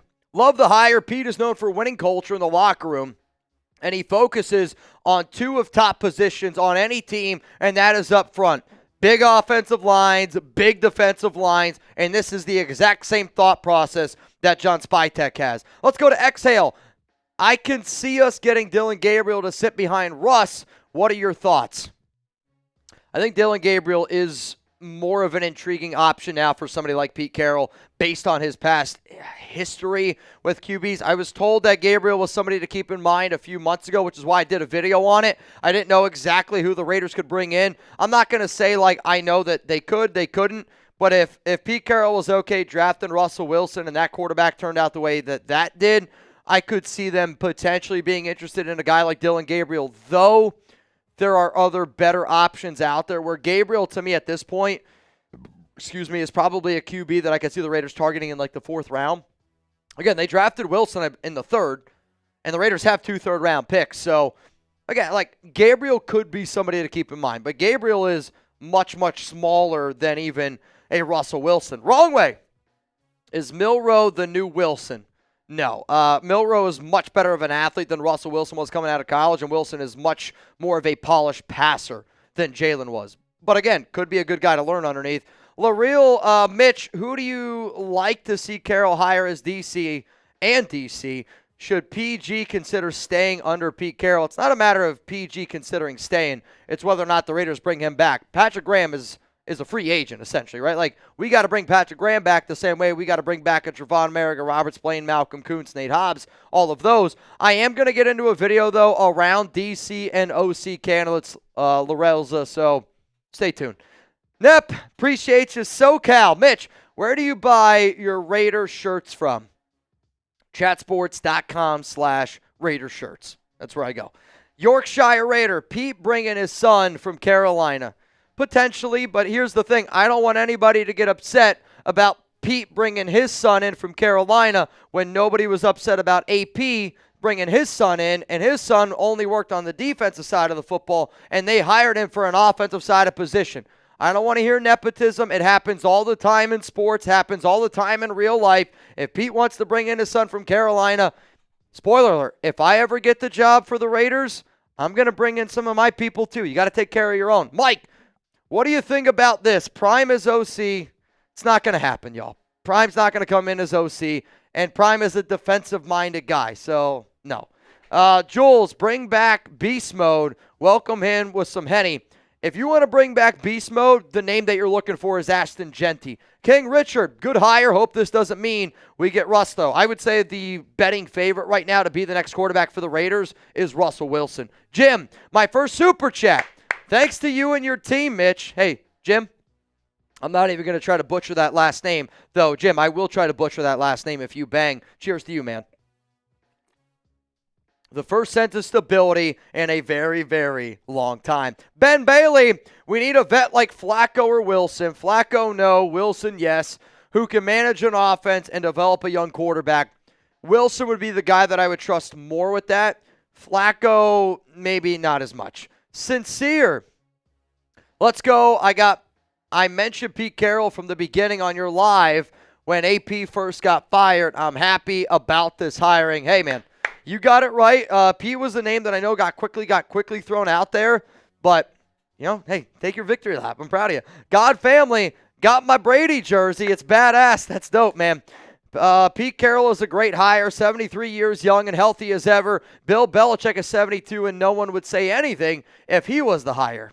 I don't know about that. I think people would say stuff. It just might not be about the age. It might be about that he's a Patriot. Natty, we lack team culture. Pete brought so much culture and community to the Seahawks. Legion of Boom, Russ and Lynch. Let's go, man. I think the Raiders could bring in the Legion of Doom. I kind of like it. Is that what we're going to call it? Legion of Doom? Legion of... I think I like it. What up, man? Trade back in the first, pick up an extra second, third, fourth, build up our offensive line with the 2 offensive tackles from LSU, take Dillon Gabriel, and build it from the line out.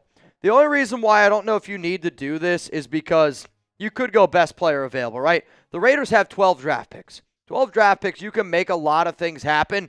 And I don't want them just to trade back for the sake of trading back. Like, if you have the opportunity to go get an Abdul Carter at 6, I think that that's a phenomenal pick. If you have the opportunity to get the best player available, go do it. If there's not a lot of players on your board that are ranked all that high at number 6, then you could reconsider it. But Somebody said in the chat. are you lying? Okay. Somebody said in the chat, a Legion of Doom. Say it again. A Legion of Doom. Okay, I actually like that. A Legion of Doom. I'm going to tweet it out. Who said it?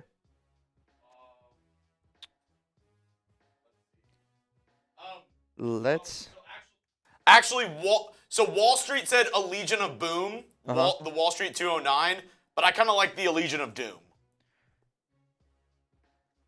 A Legion of Boom. I think Doom works better. All right, I'll ask. A Legion. Let's build the Legion of Boom. Or no, maybe put a poll. Oh, that's what I'm going to do. A Legion of Boom.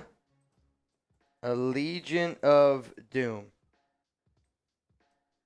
Which one should the Raiders build with Pete Carroll? I like this. All right, I'm going to put out a poll right now. A Legion of Boom, a Legion of Doom. Just put out the poll on Twitter. Yes, I did. I'm going to put the link for you guys in the chat if you want to vote. I love the idea. Magnolia Mo, I think the best bet now is to get Genty for an explosive 1-2 punch with the 6th pick and get Dart in the 2nd round. Again, I know a lot of people like Jackson Dart. I can't figure out why people are super excited about him. There's some tape that you love. There's other tape that does make me a little bit nervous. I'm not going to lie. Maybe I just got to watch his tape again, but the Jackson Dart tape kind of reminded me of Sam Darnold when he first came out of college, where I feel like he got drafted really high because of one great Rose Bowl game, and I don't want to fall into that trap again. Let's go to the Magosh 11. Great hire. Great hire because we are not the weakest coach in our division. Reed, Harbaugh, Peyton, and Carroll. Now we need a quarterback. We do need a quarterback. Jagger, Clint as OC, Robert Saleh as DC. Again, Saleh already took the job in San Francisco. He's the defensive coordinator there. But Clint as OC, I'm down with. Like, I know Dennis Allen could be a name for DC. That's a well-respected defensive coordinator, and it is. Richard, Pete's teeth are the whitest. I need his dentist. Well, he chews a lot of gum, so maybe you need to chew his gum. Joe Brady is assistant head coach OC and takes over when Pete Carroll is done. I like this idea. I don't think it happens because, again, I would think he would want just the head coaching job, and he's with Josh Allen. So, like, I could make the argument that Joe Brady could turn in the next Ben Johnson in a year or two if he just sticks with Buffalo. Raider Peanut, do you think this move convinces Crosby to stay? Yes, I do. I think when you look at way that they structured it, 3 to 4 years for Pete, 5 years for John Spytek. This is also a win-now type of thing, which is what Crosby wants. What's really going to determine whether or not Crosby stays is the money, right? Like, that's the biggest thing. He wants a new deal. He wants more guaranteed money. He's looking for $30 million plus a year, which is going to be a hefty price tag. But from what I understand, Mark's ready to do it. Daniel, 3-year deal. It's a reasonable hire, but the pressure is really on our front office. With Pete Carroll, we get Genty in the draft, i.e. Marshawn Lynch. Maybe. And you're not the first, and you're not going to be the last. That's going to bring up that comparison right there. Drew, if TB could get Aaron Rodgers to commit to the offseason workout training, would you take a 1-year flyer on Aaron Rodgers?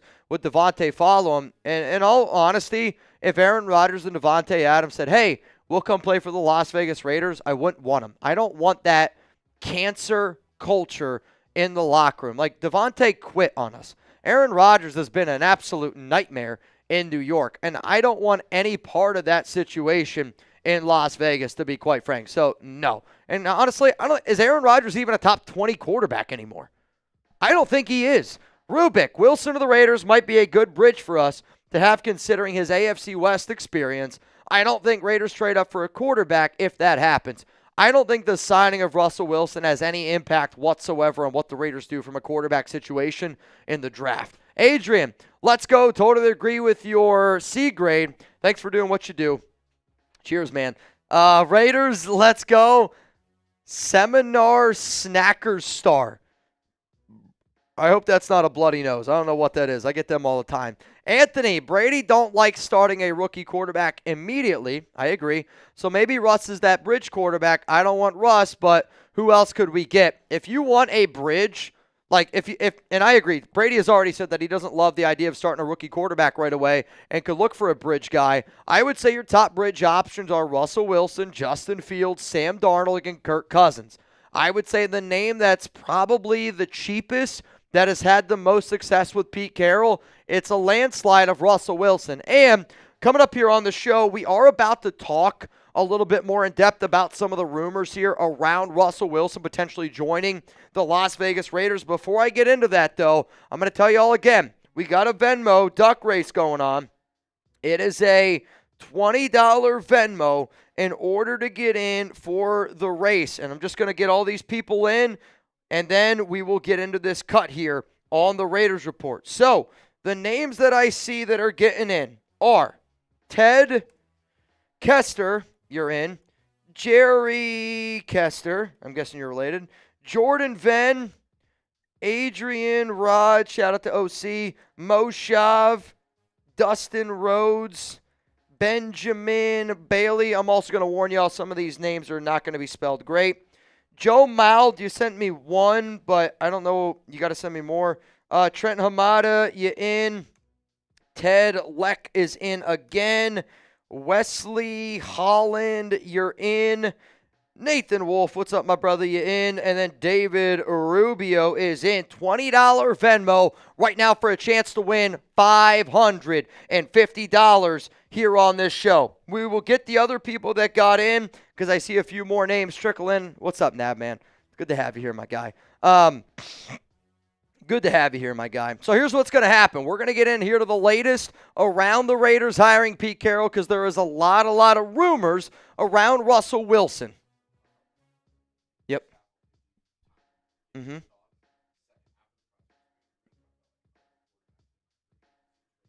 Okay.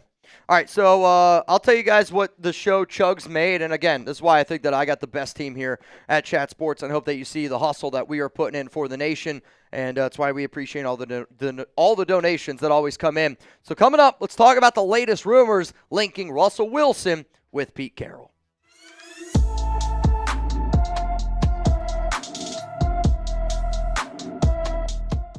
Raider Nation, what's going on? I'm Mitchell Renz, host of the Raiders Report, and there is a lot of smoke, I don't know if you can see it below me, around Russell Wilson rejoining Pete Carroll in Las Vegas. Coming up here on today's show, we are going to get into the latest rumors. The Raiders, they hired Pete Carroll to be their head coach, and I am somebody that when things happen quickly in the NFL, when rumors happen quickly, you need to be paying attention, and the rumors right now already linking Wilson to the Raiders with Pete Carroll coming from a lot of credible sources, and we're going to tell you who all those sources are here, and then at the end of the show, if the Raiders don't want to bring in a guy like Russ, we'll also look at some other potential options, trades, free agency coming up here on the Raiders Report. I promise you this, when Raiders news happens, we're going to cover it. Today's my off day. Today's Chugs' off day. But the Raiders content game, it never slows down. Make sure you got the subscribe button clicked. Make sure you got that notification bell clicked as well. Click all. That way you get all the updates. When the Raiders do something,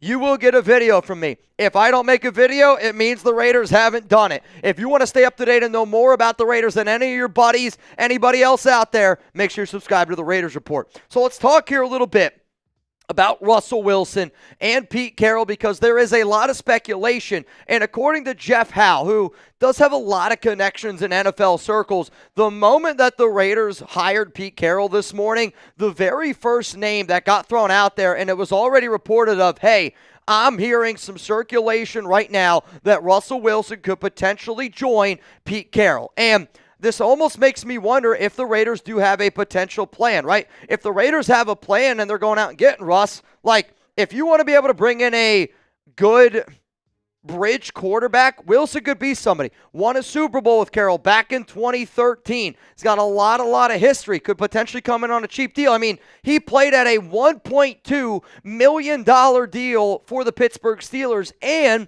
it was reported that Wilson wanted to be a Raider last season. So you knew Wilson wanted to be a Raider last season. Now you go out and you hire Pete Carroll, a team that needs a quarterback situation. I called Pete Carroll a risky hire because I said you need to get a lot of other interviews and other coaches right. You got to find the guy that takes over for Pete in a few years. You got to find the right OCDC. You got to be able to find a quarterback with the number 6 pick. I'll tell you this right now. I said Deion Sanders might have been a safe hire because it's a guaranteed quarterback. What if Pete Carroll and Russell Wilson have already been on the phone and saying, hey, I'm going to come to Las Vegas if you're there? If you can guarantee a quarterback, that helps you plan so much better going forward. It helps you plan what you're going to do in free agency. Helps you plan what you're going to be able to do in the draft. Helps be able to paint that picture of what type of OCDC stability that you're going to be able to bring in. Because, yes, Russell Wilson is a free agent. And there are other free agent options out there. And I know Wilson's a corny dude. I'm not afraid to say it. I think Wilson's one of the corniest dudes out there. But for a Raiders organization that wants long-term stability, I think if you want a young QB to work underneath Wilson, because what I don't want is the Raiders to just say, all right, we're going to go out and get Wilson. I would like for the Silver and Black to have a long-term plan of a quarterback that can learn underneath Russ, because here's the real talk. If we draft a quarterback, you want that quarterback to work with somebody like Wilson, because whether you like him or not, he is very well regarded as putting that time, putting in that effort, and doing everything possible to succeed off the field. That type of mentality aligns with Tom Brady, and that type of mentality is going to help out our next future quarterback, whoever that is. So here's my question to the nation out there. Do you want the Raiders to sign Russell Wilson? Give me a yes, give me a no. My answer coming up after this YouTube ad break. The only way I want the Raiders to sign Russell Wilson is if you get him on a cheaper deal. Like, if you told me Wilson's willing to sign a deal very similar to the deal that we signed Gardner Minshew to last year, maybe a 2-year, $25 million deal, and he's a quarterback that has had a lot of success in this league, but then also you go out and you still try to draft a guy to learn underneath Russ, my answer to that is going to be yes. And I'll say this. I think for anybody out there that wants the Raiders to get a quarterback that helps you win right away, I know Wilson fell off a little bit as that year went on, but here's the other part about the Steelers organization. It is a organization that does get a lot of credit, but when you look at the fall apart that they've had over the past few seasons at the end of the year, it deserves to be noticed. Plus, his top receiver, George Pickens, kind of Devontae Adams him, and has turned into a big-time diva. Russell Wilson with Brock Bowers, Jacoby Myers, this offensive line with 12 draft picks and $92.5 million in salary cap, the second most in the NFL, I do think could be a potential winning roster. Also, Russ and Pete went to 2 Super Bowls, and they won 1. The one they lost was the slant, and Tom Brady got an extra dub. But I also think this. If there's been a team that's probably struck fear into the eyes of Tom Brady, Chugs just said it. Look at that record. That record is unbelievable. 104-53-1 with 8 division titles.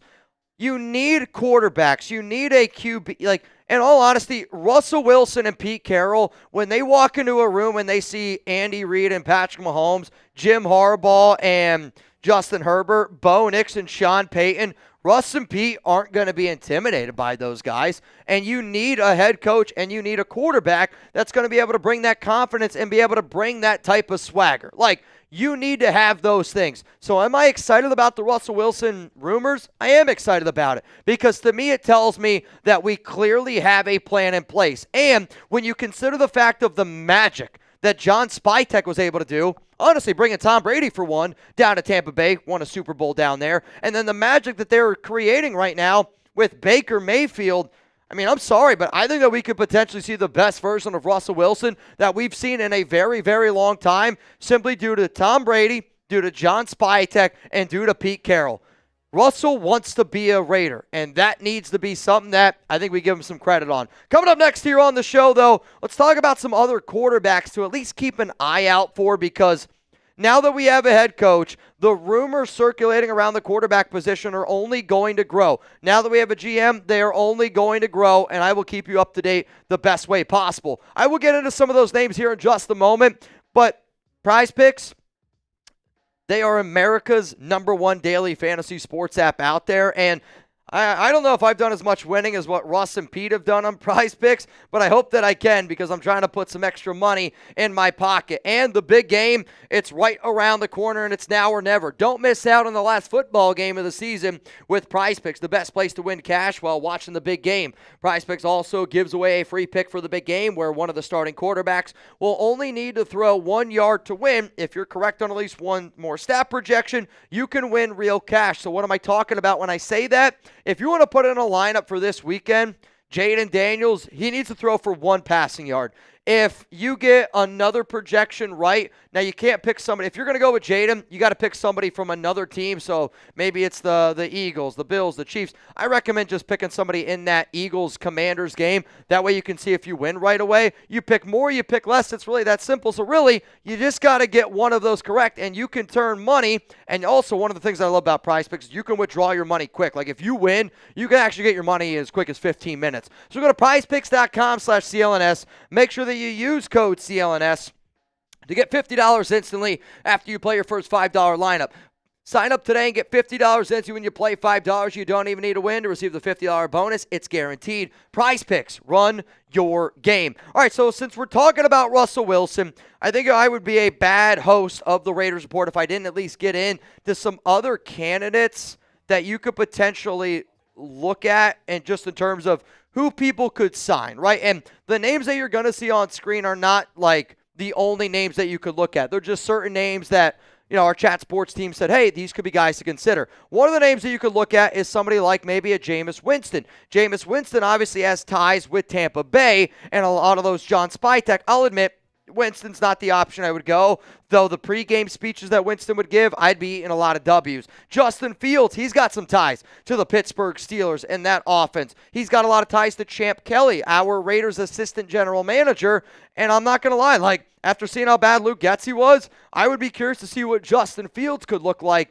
in an offense, and maybe you just bring Fields and Wilson both over. I kind of kid when I say that. Sam Darnold has been a name linked to the Raiders. In an article released by ESPN's Jeremy Fowler, Fowler said that he thought that Sam Darnold was the most likely candidate to go to the Raiders. And I know what you want to say about Darnold. He struggled those last 2 games. But again, when you look at the success John Spytek just had with somebody like a Baker Mayfield, suddenly the Sam Darnold option doesn't look as bad. I don't want to pay any of those quarterbacks a lot of money. Like Sam Darnold, do you want to sign a deal like 3 years, $100 million? That's probably what it would cost. You want to sign a Justin Fields? I think that one's like a 1 year 10. And then, Jameis Winston's probably like 1 year, $5 million. The Russell Wilson deal, I could see being like a 3-year deal worth somewhere around 90 to 100 million as well, tying him to Pete Carroll. That would be my projection. Some other options that you could potentially trade for, which I will say this, the one name on here I think ends up getting released. That name is Kirk Cousins. But if you wanted to make a deal right now,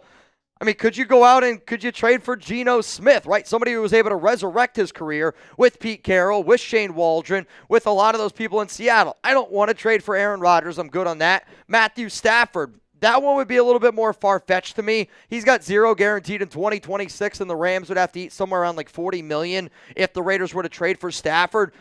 My message here is this, though. For the Raiders to already have leaks out, and there's a lot of leaks, right? Like the fact that Ian Rappaport, Jeff Howe, Adam Schefter are already talking about Russell Wilson going to Pete, I don't think it's because they're just guessing. I think that there's already conversations that are being had. So it's important to remember this.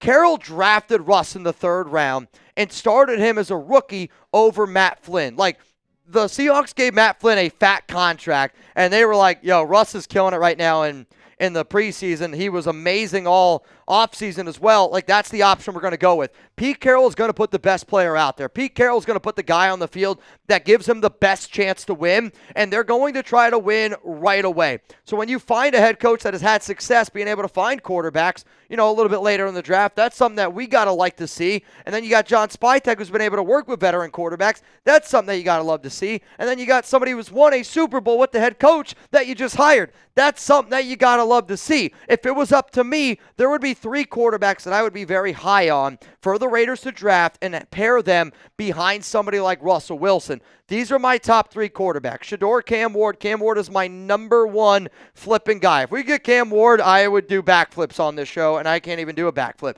Jalen Milroe would be somebody that I think could learn under somebody like a Russell Wilson. I think Dylan Gabriel could be an option to learn underneath Russell Wilson. I'm not as high on Jackson Dart as some other people are out there in NFL circles, but could be at least a name to keep in mind. So, could Pete Carroll take a chance on a second or third round quarterback? Like, it could potentially happen. The quarterbacks that we just talked about, I think that Jalen probably goes in the second or third round. Like, let's be honest. Like, he's going to go in the second. The quarterbacks that are going to go in round one are going to be Cam Ward and Shedeur Sanders, but could Dylan Gabriel be an interesting option? And there's going to be a lot of people that say he's too small.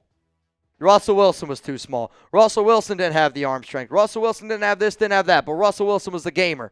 And I'll admit, I don't love Dylan Gabriel the way that I liked Russell Wilson coming out. But at the same time, Gabriel's, what he's done, I think is more impressive in college than what Russell Wilson ever did. That's a fact. And I'm not going to blame Pete. If Pete looks at Dylan Gabriel and goes, he reminds me of a lefty Wilson, I'm going to trust Pete. It's the same way where, last offseason I said, I think Sean Payton's going to look at Bo Nix and go, Bo Nix reminds me of Sean Payton, and I'm going to go out and try to go get a Bo Nix. Like, I'm not going to fault for somebody for doing something that's worked for them in the past. Jalen Milroe, again, this is somebody where his draft stock fell a little bit, but I also think that Jalen deserves just a little bit of credit or just a little bit of he lost Nick Saban, right? Like, think about how many coaches have been more important to a program. He's the greatest head coach of all time. So am I surprised that Jalen Milroe took a step back? Am I surprised that the entire University of Alabama football program took a step back after losing Nick Saban?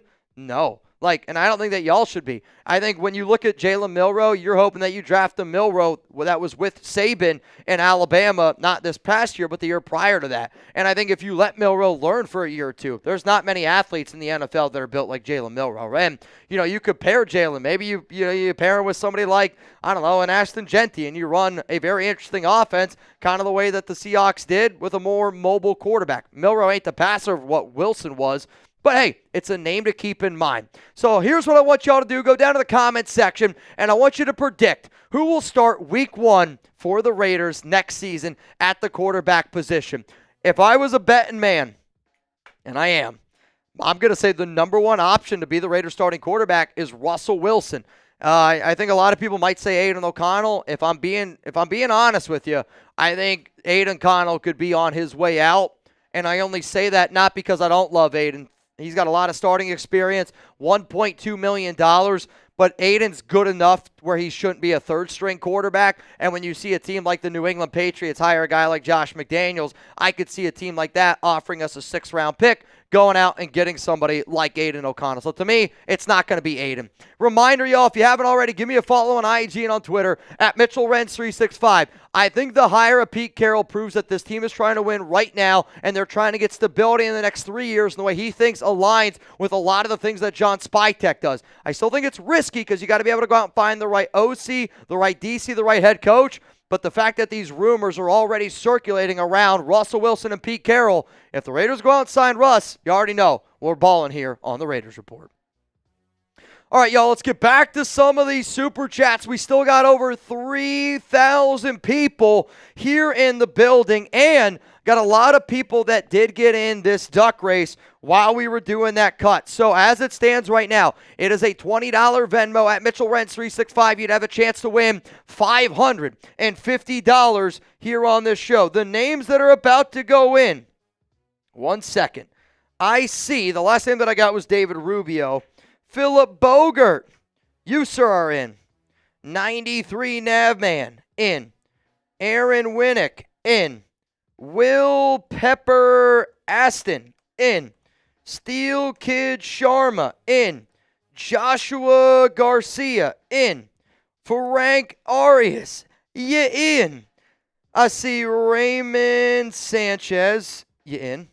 Jonathan Segal, Hunter Jackson, Keith Crego, and then, holy man, Brian Baca, Jose Mendez, Adam Billings, Carlise Kruger, $20 to get in for a chance to win $700 here on the show. Book, Kirk, you in. Adam, what up, dude? Everyone needs to relax. 14 seasons, 10 of them. He went to the playoffs 5 times, won a division. He's a winner. We need that from the nation. I mean, he won the division with Russell Wilson 8 times. So, a lot of winning. Like, Pete Carroll has done more winning in the last, 13, 14 years with the Seattle Seahawks than the Raiders have done probably since Mark Davis took over. So, and I think that this was just one of those hires where, Pete wanted to be a head coach again. Like, he wanted to get back in NFL circles. And, sometimes I like taking a chance on a guy that's got something to prove. And a guy that's got something to prove, carrying a chip on his shoulder, that also has a Super Bowl ring, that also has all that success, that's got the connections that Pete does. I think it's interesting, man. What up, SoCal? If we're going to be adults, can you also not tell us we don't know ball when we disagree with your takes as adults, I'm asking? I'll do my best. I think, though, again, it's sometimes, I think when I get asked questions like this, when I say you don't know ball, I think a lot of times people try to poke the bear after a Raiders loss. And again, I'm an emotional person. When the Raiders lose, I'm filled with emotion and I get upset, and people try to poke the bear a little bit. But I'll also, I'm allowed to say, if I don't think that you know ball, I'm going to tell you. And that's part of the gig, right? And when I say it's part of the gig, if we were friends and you were sitting down in a room and you told me something and I was like, that's crazy. And I a lot of times say people don't know ball. It's because the way that I talk on this show is the way that we talk at Chat Sports, right? It's the way that we just talk around the studios. And when you listen, and I know a lot of other people listen to a lot of the other shows that we have here at Chat Sports, you probably hear that term a lot because it's a term that we just say of, you just don't know ball. And I'll try to do my best. But me telling you that you don't know ball is me just saying, I disagree with you, but, it doesn't mean that I don't appreciate your comment. It just means that I just really, really disagree with it. A lot of times I'll go, you don't know ball when I get, for the 10th time in a show, can we hire John Gruden? Can we bring back Derek Carr? Or, Mitch, all the Raiders need to do is build around Aiden O'Connell and we can win a Super Bowl. When I hear things like that, I will say, you don't know ball, because those are just idiotic statements to me. Let's go to Steve, but SoCal, I hear you, and I'll try to do better. I promise you, I will try to do better. Thank you for pulling up to the severe Pharaoh. Any Seahawks free agents, they fired the OC Gino wanted. He has $0 past June. Is Gino an option? Gino could be an option, but I would rather the Raiders go out and sign Russell Wilson instead of trading for Geno Smith. Because if you trade for Geno, you got to take on that contract and you got to give up draft capital, where if you just go out and sign Russell Wilson, I think Russell Wilson at this current moment is a quarterback that I have more faith in winning football games than Geno Smith. And that's just me not knowing who the OC or DC is at this moment. But Steve, and I said this where, my New Year's resolution to the 3,000 people that are watching the show, one of my New Year's resolutions this year was to bring Raider Nation together. And I feel like I try it every offseason, but I'm going to be joining a podcast. I'm going to join a podcast tonight with somebody that, him and I have had some beef with. I want to squash all beef, and I hope that all Raiders people, fans, content creators, if you rock with the silver and black, at the end of the day, all that should matter is that we're just still rooting for the same team. We can have different opinions. We want this team to win, but I'm going to start doing a lot more shows. I'm joining the show on Saturday, and I'm just going to be real. I got blocked the other day on social media. I got blocked yesterday by somebody that I used to rock with, and I'm going to be very transparent. I do not rock with Graf anymore. I don't want people to mention Graf's name on this show, and the fact that Graf blocked me for joining somebody else's podcast, Graf, that's some weak-ass shit.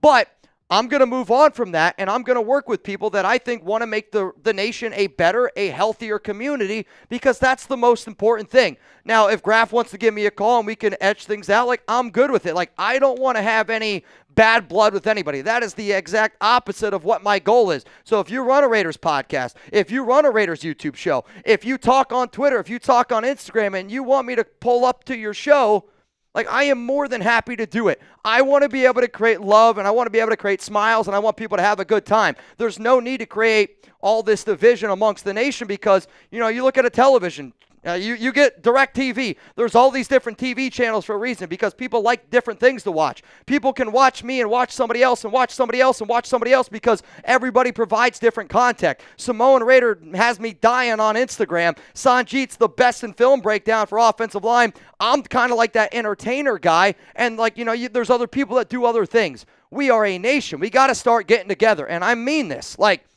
I am going to rock with people that I think are going to try to do their best to bring stuff together. And if you're going to act like a little middle schooler, then yeah, I'm not going to rock with you. So I am going to pull up with people that I think are doing the right things amongst the nation. And that's just the real talk there, man.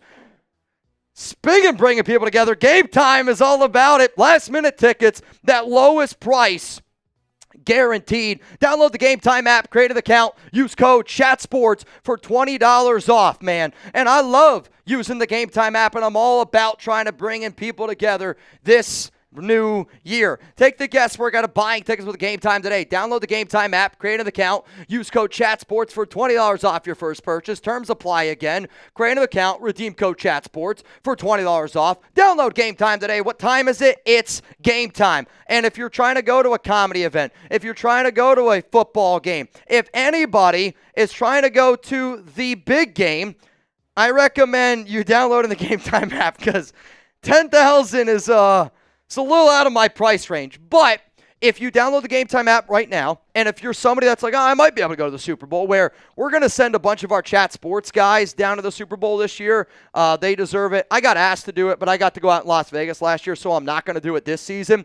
But if you wanted to get tickets, I don't think I'm going to go. I mean, sure, if the Chiefs are down there, maybe, but I just don't know if I really want to be able to do that. But, at the end of the day, if you're like, all right, I'm going to try to go to the big game, what I would recommend is, you wait a few hours before the game, and then you try to get your tickets. I'll admit, for the big game, it's probably going to go the way that the college football one did. But, hypothetically, if I'm a Raiders fan, I go to Las Vegas, and I just want to go out to Vegas to party with the nation, which is what I do all the time, an hour before kickoff, download the Game Time app, look at tickets, and watch how much those ticket prices fall. Watch how much those ticket prices fall. What up, Real Cowboy? F the age concerns. I am sure the training staff knows how to use and is that one of those, is an AED clear? In all honesty, I don't even want to bring that joke up. Severe and Pharaoh and I honestly pulled up to their show yesterday because Severe had me dying because he was talking about just how old Pete Carroll is. But again, I don't care if Pete shows up in a walker. I don't care if Pete's showing up with AAR. Dude, I don't care. If Pete Carroll is out there on midfield with a walker, he's still with the walker, brings more energy than anybody. Dude, Pete Carroll's bringing energy. Pete Carroll you're telling me Pete Carroll with a walker would be pretty dope. Sister Jean, let's run it. Brave Raider, AARP West. Carroll, Reed, Peyton, and Harbaugh. Is Carroll the second best coach in the division? If you look at resume, you could make an argument that, yes, he is the best based on resume outside of Andy Reid. The only reason why you got to rank him fourth right now is because he hasn't proven it with the Raiders. Because you get it done with the Seahawks, because you were able to win at USC, doesn't mean that you're going to be able to win with the Raiders. So until we get a dub with the Raiders and until we're moving in the right direction, you can't say that he's number two. But he's not intimidated by anybody in the AFC West. AARP West is amazing. Susie, bring back Carmen Brasillo. I wish, Susie. And, this is one of those moves last offseason when the Raiders lost their offensive line coach. Brasillo ends up going to the New York Giants, and you saw how well that offensive line played for the Giants despite being banged up at times last season. I would love to bring back Carmen Brasillo. Unfortunately, though, I don't think it's going to happen. I would imagine he's just going to stay in New York. Let's go to Damon, Chip Kelly, or LaFleur for OC. Bring back Graham for DC. Also, hopefully, I just got a notification from one of my family members. An earthquake just happened in New Jersey. I'm from the Northeast area. If anybody is in New Jersey, did anybody else feel that? Because I just got a bunch of people. So, Ricky Torres. Yo, Mitch, let me know if I'm in the duck race. Ricky, if I didn't announce your name, then you're probably not in the duck race because I don't see a Ricky down there at all. But if you're not in, Ricky, I got you. Chip Kelly would be an interesting name, and I don't really know if I want Gus Bradley, just simply because Gus Bradley does look like he might be a little bit out of date. However, though, Gus Bradley does have a certain system that he runs that did have success many years ago. Free Morian, any thoughts on who could be our next offensive coordinator? Thoughts from the jump. Again, I'm about to do a whole video on it, so I don't want to give away everything that I'm about to do, but stay tuned. I got, I think, 8 to 10 names that I'm about to roll through here on the show. And we'll get to these names before we leave today. I'm trying to get through some of these super chats. I want to get through all the super chats before I get into my OC and DC candidates list. But there's going to be a lot of names, right? Like, there's going to be a lot. Ty, I was pounding the table to get Russ last season. You and me both. Like, do y'all remember I put out a video January 6th last year that said the Raiders need to consider going out and getting Russell Wilson because you can get him for $1.2 million. Everyone was like, Mitch, he's not going to sign with the Raiders for $1.2 million. He did. He did. And I don't know how. And, like, you know, you want to talk about bad decision making, right? Like, let's be honest here. The Raiders decided to pay Gardner Minshew 2 years, $25 million, when they could have had Russell Wilson for 1 year, $1.2 million. I don't care what you think of Russell Wilson. I don't care what you think of Gardner Minshew. There's no way that you can sit down in a table and say, I think Gardner Minshew is 25 times better than Russell Wilson. There's not a world that exists in. So, Ty, I think we got the right things moving. I think it's a fit, honestly, from top to bottom. And shout out to you for being the first person that banged and for being the first person that got that party started. Titan, this is an awful hire. Pete Carroll will never be a championship coach again. He is washed. Titan, I appreciate you getting your 2 cents in. I hope that's not the case. Yeah, I hope you're wrong. Raider Peanut, chance we can lure, I think you're saying Bobby Wagner here somehow. I think he's still with what, the Commanders? Where's Wagner? Yeah, he's with the Commanders right now. I mean, he is only on 1 year. I mean, potentially, right? I think at the end of the day, anybody that has some sort of connection with Pete Carroll is going to be linked to Pete in some way or another. I also, Chugs just said, he's like, well, if the Commanders go to the Super Bowl, I think Bobby Wagner deserves a lot of credit for that defense where he's still able to get it done. He's a great leader, and he helps a lot of those younger players on that team. Let's go to Jonathan Smith. Carroll equals Arians. Build a winner, then hand over the keys. And I think that's what the Raiders are trying to do. I think Tom Brady said, you know what? Let's look at what was successful for me in my career. Let me bring in a defensive-minded coach that can build a culture. And that's what Pete Carroll is. That's what Bill Belichick did. All right, well, I ended up going to the Tampa Bay Buccaneers, and they brought in a veteran quarterback, and we were able to build some success with an old coach, handed the keys off, and the Bucs are still winning football games. I mean, I think that's what the Raiders are trying to do, real talk. Now, ma'am, guess this means only one coach in the AFC West hasn't won a Super Bowl. Yes, Pete, he's 73, but damn, he's got a lot of energy. If we couldn't get Ben Johnson, this is a good one.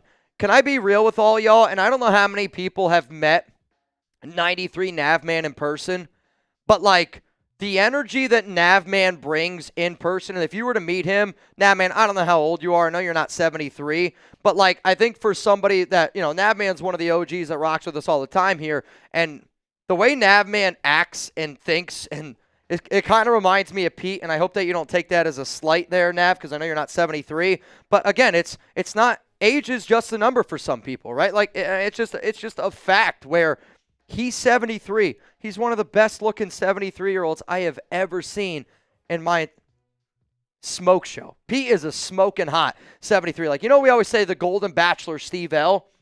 Steve L and Pete Carroll, man, they're right up there. Nice. Possible to trade for DK and trade up for a quarterback?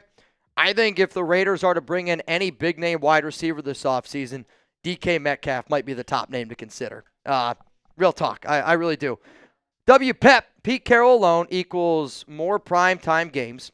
Also, do you think Pete likes Ward or Sanders more? Russ isn't as option because of Seattle's situation, right? He is an option. It's already been reported that that's looking like it might end up being the case. But I actually don't know, though, if Ward or Sanders. Yeah, according to Jeff Howe, With Pete Carroll taking over the Raiders, a name I've heard to watch is Russell Wilson. They've mended fences per source, and Wilson could be a stopgap while the Raiders develop a long-term answer. This tweet went out, and then also breaking news here around the Texans. Bobby Slovic out. Bobby Slovic is out. Steve L. Bang! The Golden Bachelor! Steve L. So this is random NFL news. A major change in Houston. The Texans are moving on from offensive coordinator Bobby Slovic. If you want somebody else to come in here and produce, I know. Chugs is about to exit. I'm going to get a new producer in here. We're going to figure out a few things on our end, but looks like you would have been coming in maybe no matter what. Bobby Slovic fired. But also when this report came out on Jeff Howe, another report ended up coming out. Not a report, but a tweet from Rappaport, and it was just like Russell Wilson to Las Vegas, like hearing rumors around it. The fact that you're already hearing rumors around it means that there's been conversations being had. Nigel, are the Raiders interested in Trevon and Spillane? They have to be. And the only reason why that I say that they have to be is because those are two proven leaders, and I think one of the reasons why the Raiders haven't, re-signed some of these guys, it's because they needed to figure out who that head coach was, who the GM was, what their plan in place was going to be.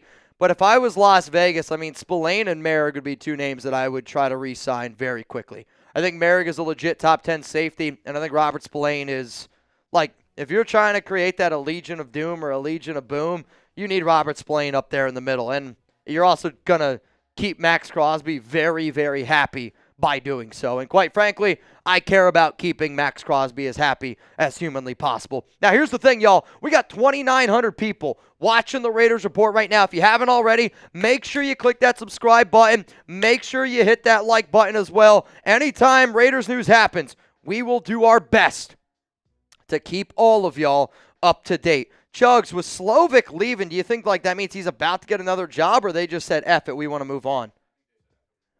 All right, so the Texans just said, F it, I want to move on. They're in win-now mode, and Bobby Slovic regressed. Steve L. Man, the Golden Bachelor. If y'all don't spam, Steve L. down below. But you see what I'm talking about? Steve L., Pete Carroll. Steve, it's just the number, right? It's just the number, my dude.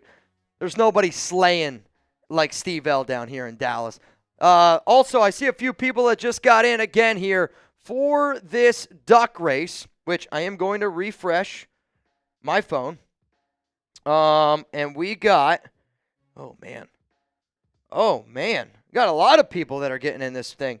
The last name that I got was Buck Kirk, right? That was the last name that I got.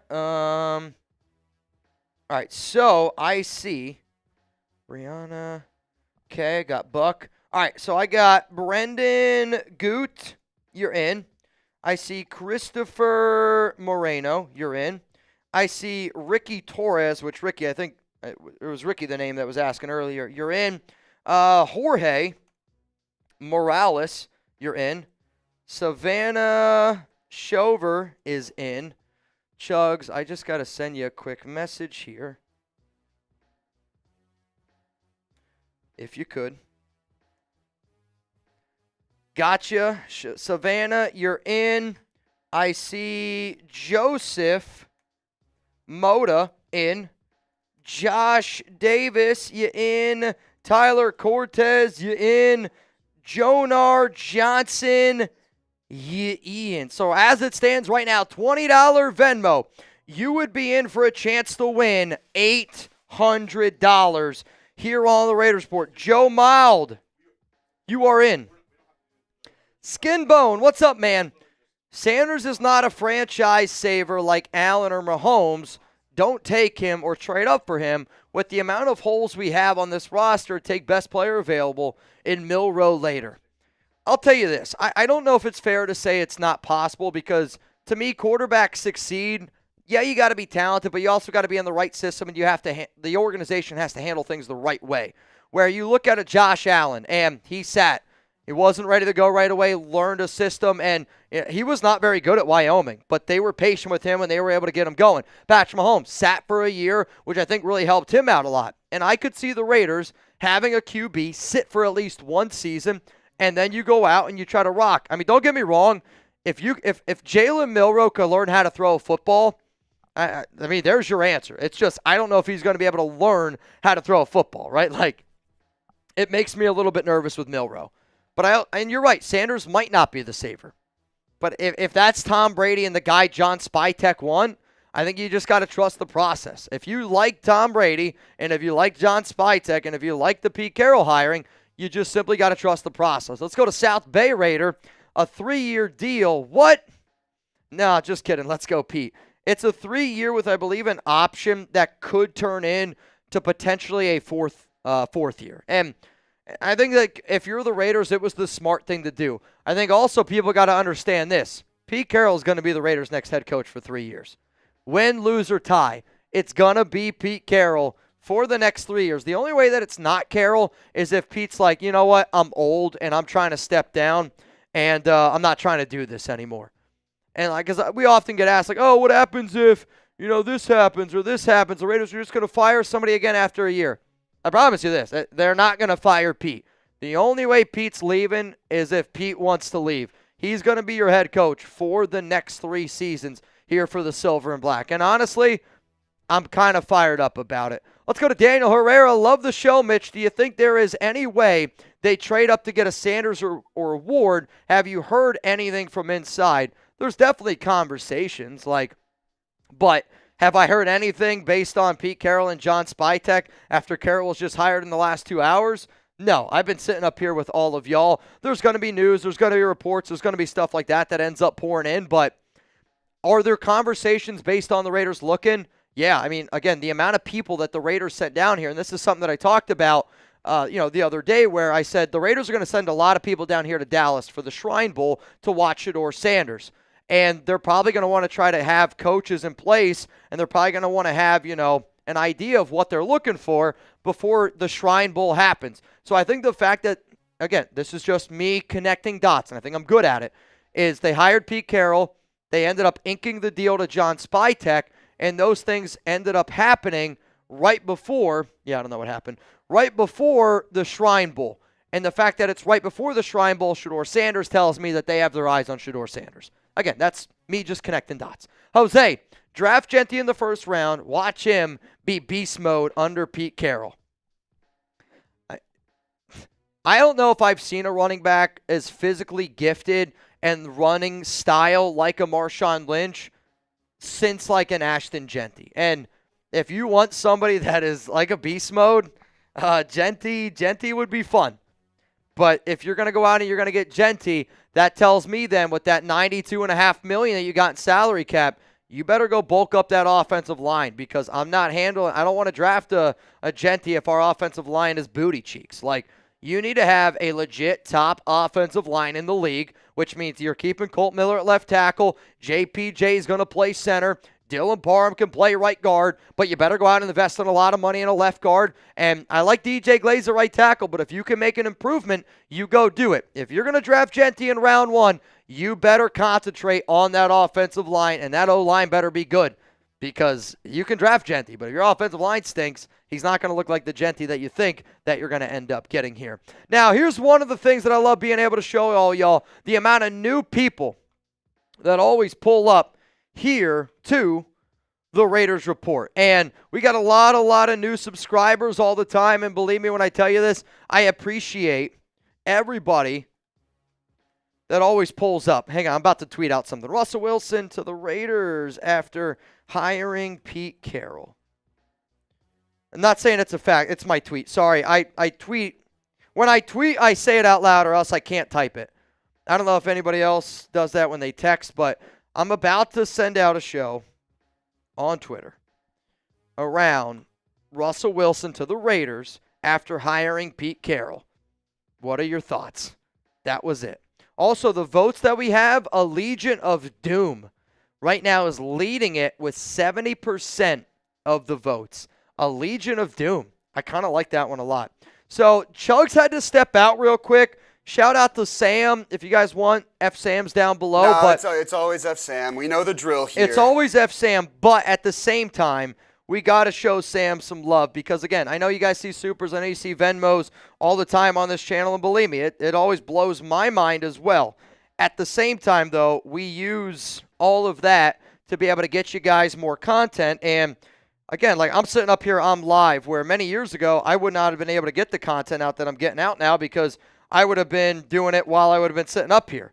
Now we got a full team that's working hard behind the scenes, and we got a full live show ready on tap with OCDC candidates with a video that already just went out on Russell Wilson.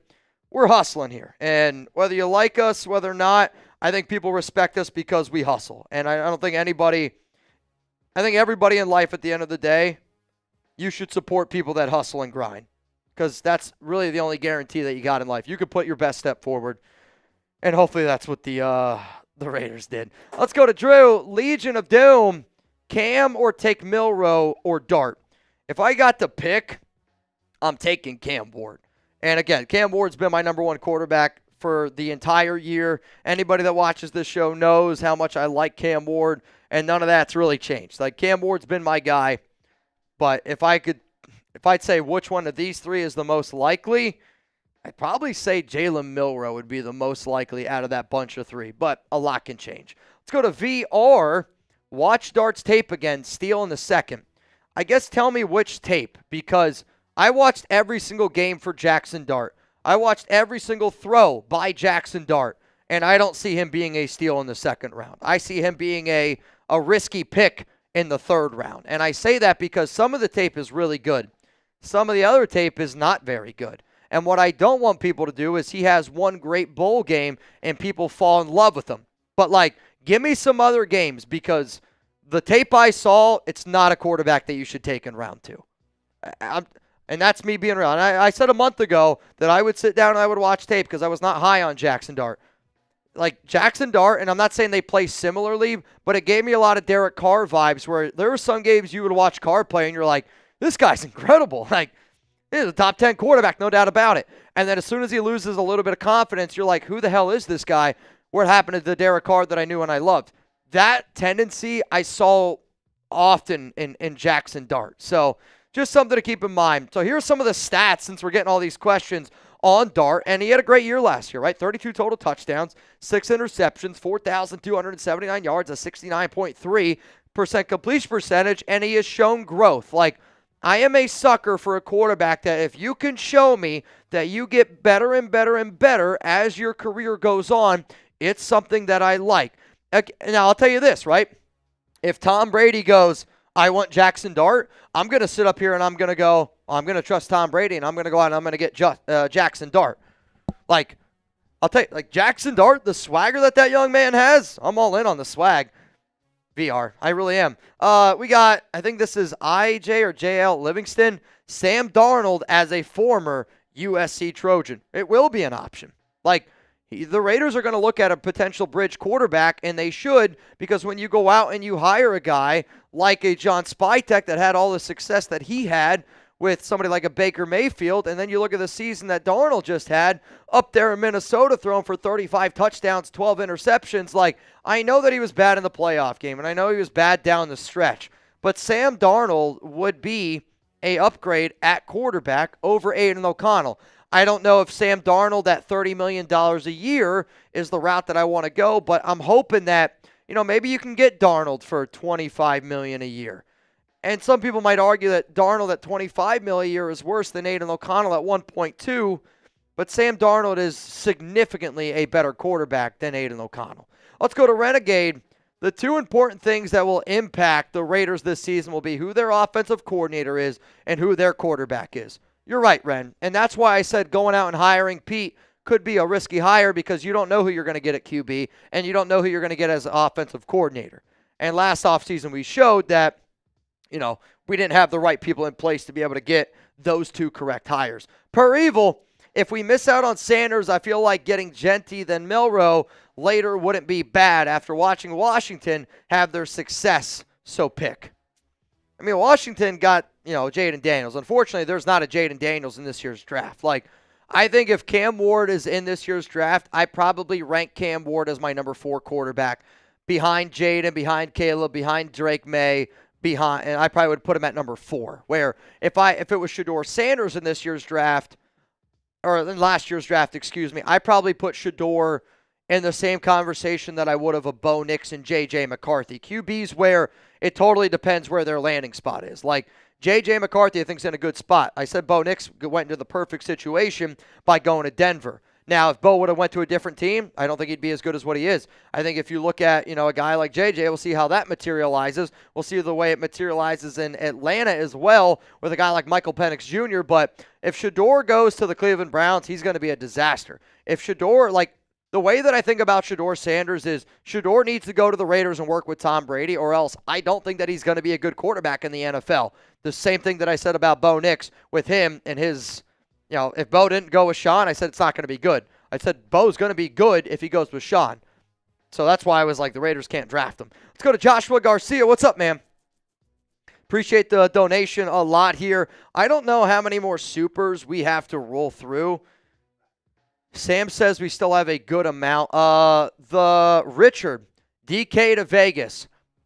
I would say the most likely big name splash at the wide receiver position the Raiders could make is DK Metcalf due to his relationship with Pete Carroll, because those two are very, very tight. I'll tell you this.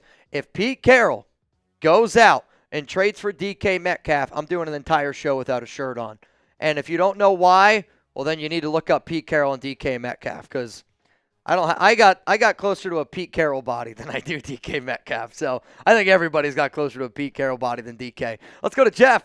Do you think Justin Fields could be a successful quarterback in a Pete Carroll system? Thanks to you and Chugs for the hard work that you do for this channel. I think so. And again, when you look at Fields, is he a thrower like Wilson? No. We need to be able to figure out what the best route is for him to be able to get throwing the football. But I do trust John Spytek to be able to work out with Fields. And, Fields was winning football games in Pittsburgh. And then that offense fell apart there a little bit. But then also, I get it. Justin wasn't good in Luke Getsy's offense. When you saw how bad Luke Getsy is, and then you consider what Justin was able to do behind that offensive line and in the first 2 years of his career, I'm almost like, I think Justin almost deserves another shot, right? Because of how bad somebody like Luke Getsy is currently. I mean, Luke, it was really, really rough around the edges there for a while. But, Fields can be an option, and it could be a bridge option for 1 year. Look at the numbers from 10 games last season. 10 total touchdowns, 1 interception. We need a quarterback that can take care of the football, and he would be able to run the football, no doubt about it. And I know I mentioned Fields a lot when I was talking about Monken, but Fields could be a name. Somebody just said, we need Bobby Slovic. The Texans just fired him for not being good.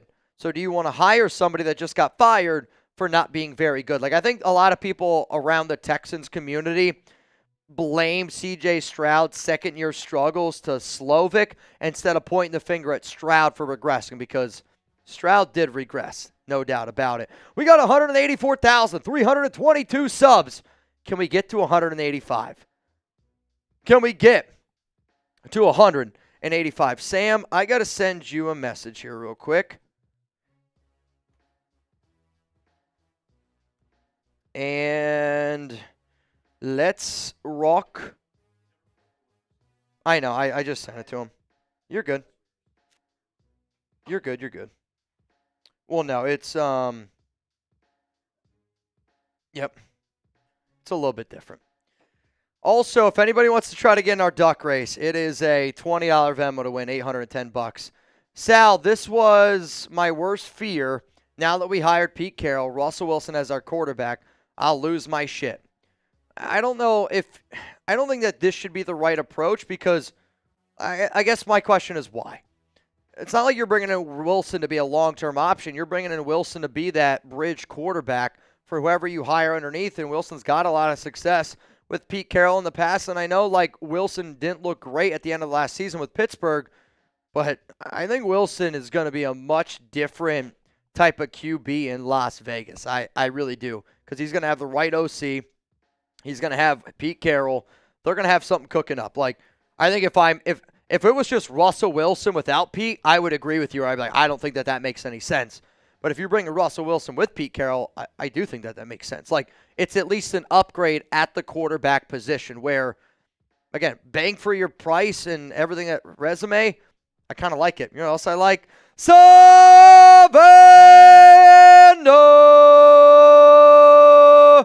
Bang!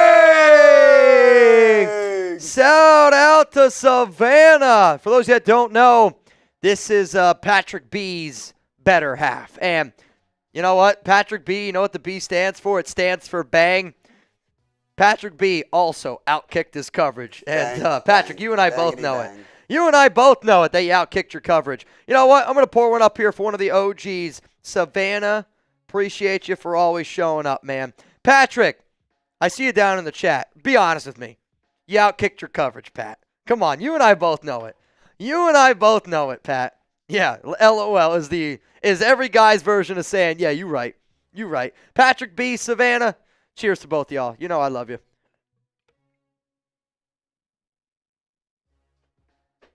Gulp, gulp, gulp, gulp, gulp, gulp, gulp. It is really, really nice. Yoda, what's up, Yoda Jenkins? Patrick B, you know I love you, my man. What's up, Jason N? Thank you so much for supporting the show. Sal, I would love now if we go get Joe Milton. Reminds me of Geno Smith, more mobility and stronger arm. Sal, I'm going to be honest. I don't see that comparison at all. I don't think Joe Milton is anything like a Geno Smith, quite frankly. You're going to have to tell me where you see those comparisons because they're almost complete opposite quarterbacks, in my opinion. Like, I think Joe Milton is not an accurate passer. Geno's built a little bit better on the accuracy. Milton's a horrific deep ball passer. He can throw the ball a country mile, but he's not an accurate, where Geno's a little bit better in that. So this, to me, would be a bad idea. Jason N., the Allegiant Ambush. Oh, I thought you were. Joe Milton, Petey. Somebody said Joe Milton reminds me of Geno Smith. What are your thoughts on that? Completely false and horrible comparison between their two styles of play. Like, not to be a nerdy quarterback guru, but Petey went to Tennessee, so yeah. Joe Milton is not like just a gunslinger, but an absolute rocket of an arm that has accuracy He's Dollar issues. General Anthony Richardson. Geno is an accurate quarterback. Yeah, I agree. Like Yeah, that's his calling card is accuracy. I agree. That's I knew you were going to say that, and that was the take I just gave, where I was like, again, you got to show me what you're watching to say that, because that's like you saying ice is hot, right? Like, hot ice is the key for pitching. Does anybody know the hot ice, what movie that's from? Let me know down below. Let me know down below. Jason N., thank you, man. We got Dornfront Gaming. Who's your number one OC candidate right now? Mike LaFleur. I want Mike LaFleur. I want somebody that's worked underneath somebody like a Sean McVay. And now these are some names that I will go into a little bit more detail on. Marcus Brady. Is Marcus Brady the Rams or is he the Chargers? I thought, let me just make sure. I thought he was with the Chargers. Yeah, it's Chargers. I just want to make sure. So, Marcus Brady could be a name, but to me, Mike LaFleur, Clint Kubiak are going to be names.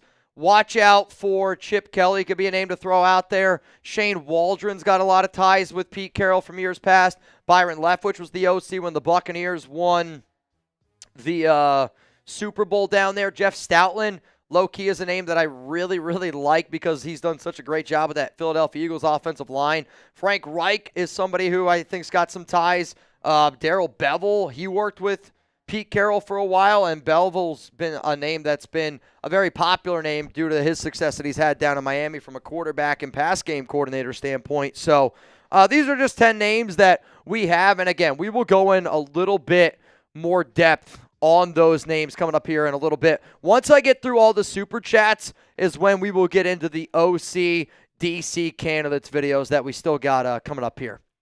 James Yoder says, what's your deal, Jim Harbaugh?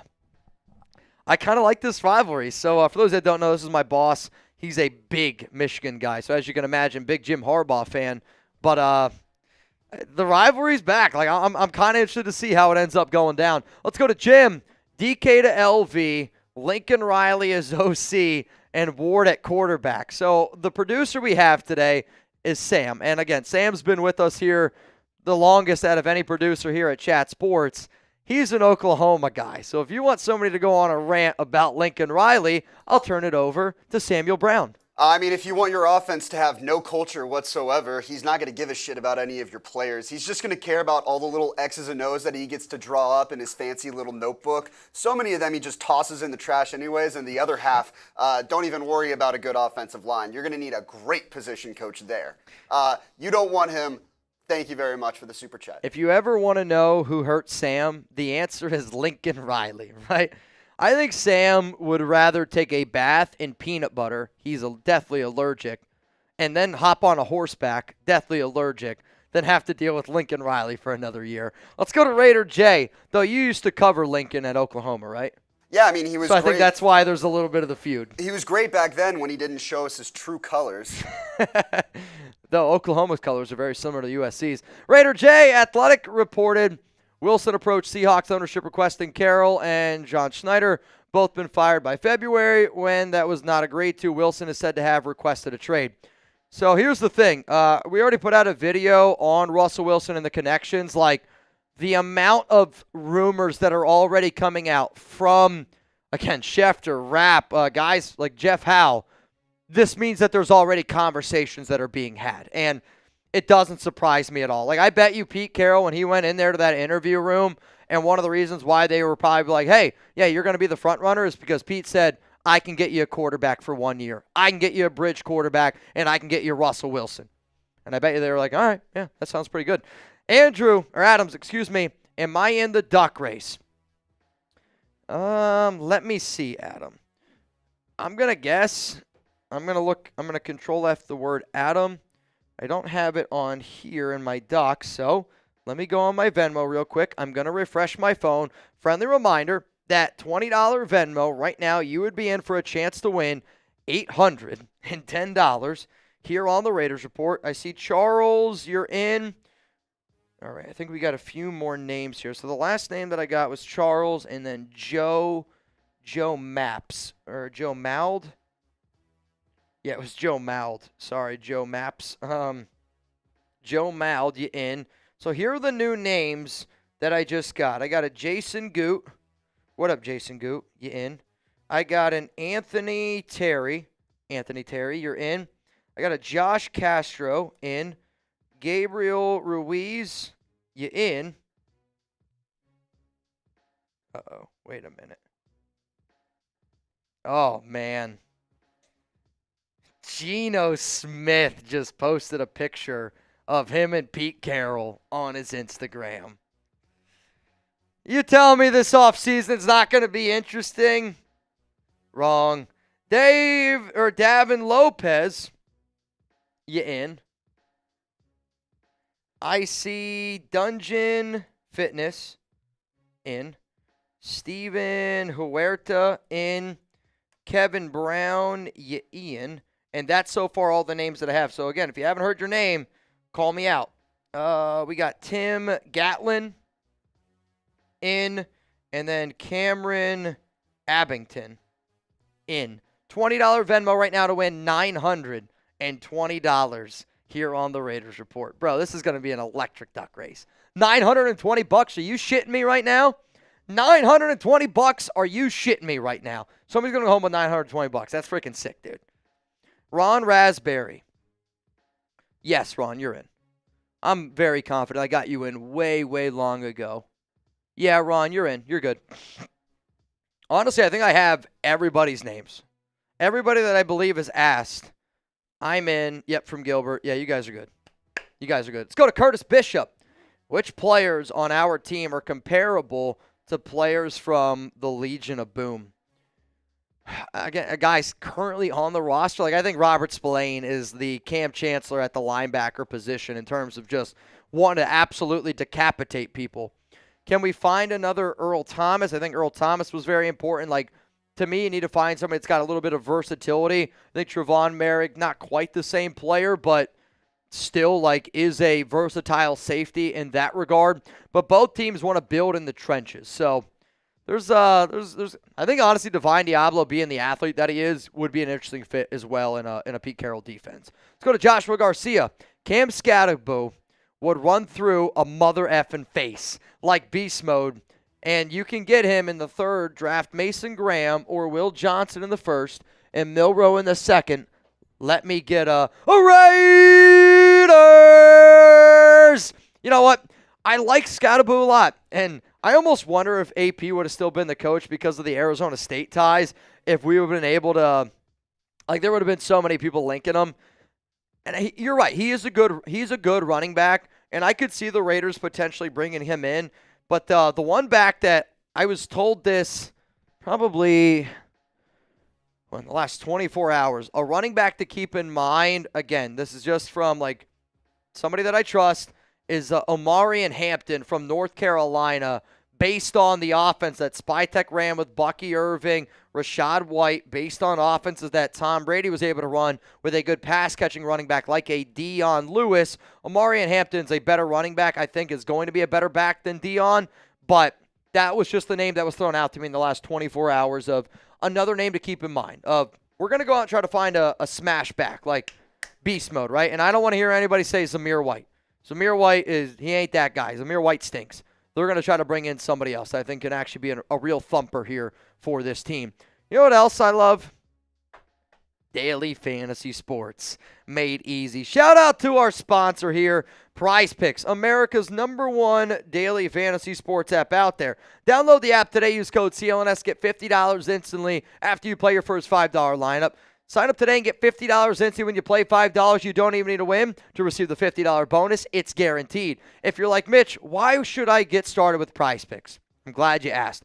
Raise your hand at home or type me down below if you plan on watching any, and I mean any game this weekend. Are you going to watch the Commanders and Eagles?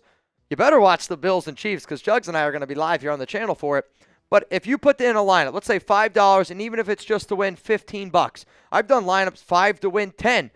But guess what I do? I sit there and I root for those players to get more, to get less. And with the big game being right around the corner, they're doing special deals. So like right now they have Jaden Daniels at 0.5 passing yards. Jaden's going to get 0.5 passing yards, right? So you click the more on that one, and then you look for another lineup. So this is Chug's lineup where he said Terry McLaurin's going to get more, A.J. Brown's going to get more. I believe this was 10 to win somewhere around $38. And you know, like, if you don't get it, it is what it is. But that entire game, for 3 hours, you're going to have a great time. Like, I always say that you're never going to lose on Prize Picks because I don't care what you do in life.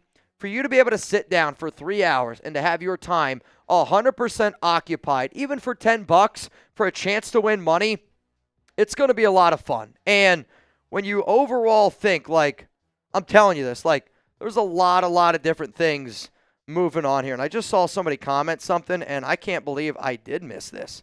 What on earth? How did this happen? I see Navman. Can we go to the Navman bang when you get a shot? Honestly, Navman, that's on me. It happened a while ago, and I think it happened right when Chugs had to step out. So, again, easy, exciting, daily fantasy sports made easy. PrizePicks.com/CLNS. Make sure that you use code CLNS. You know what? Nah, man, I owe you a beer bong. Nah, man! Bang! Nah, man, that's on me. I'm guessing when you asked this is right when, Bobby Slovic got fired by Houston and Chugs had to go step out, which is why you haven't seen him here. So, nah, man, that's on me.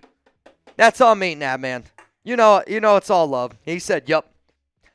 I mean, I don't know if you were saying, like, go to it, but, bro, if you bang and I don't show you love in the first minute, you're a big enough OG on this channel where call me out. You have my phone number. Call me. Be like, hey, dipshit, you missed me. Because that's exactly, I feel like how Nabman would do it. You know it's all love, Nabman. And actually, I got to give a shout-out to the person that made me notice it.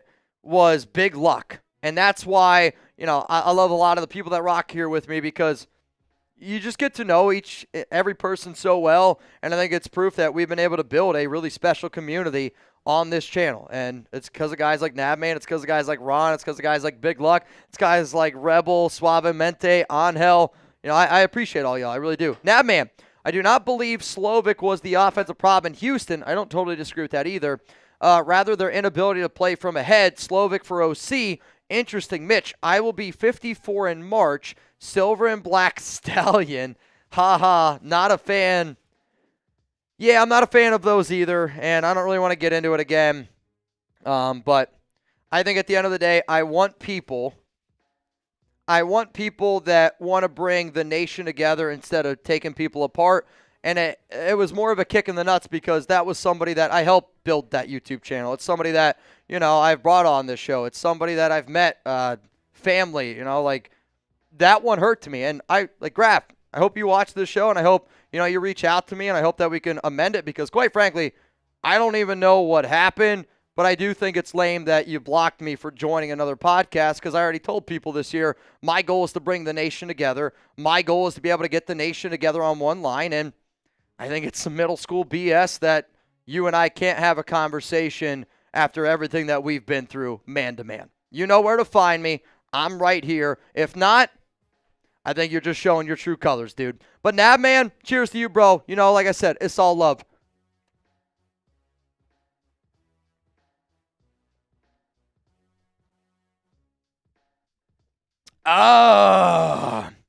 Nabman, I'm with you.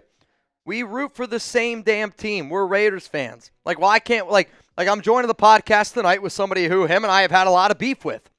Well, he's had beef with me. Honestly, I don't really have any beef with him. But I reached out to them and I said, hey, man, let's smooth it over. If we can't have an adult conversation, then quite frankly, what the hell are we even doing here? So I'm joining another podcast tomorrow, Raider Rundown. I'm joining him tomorrow.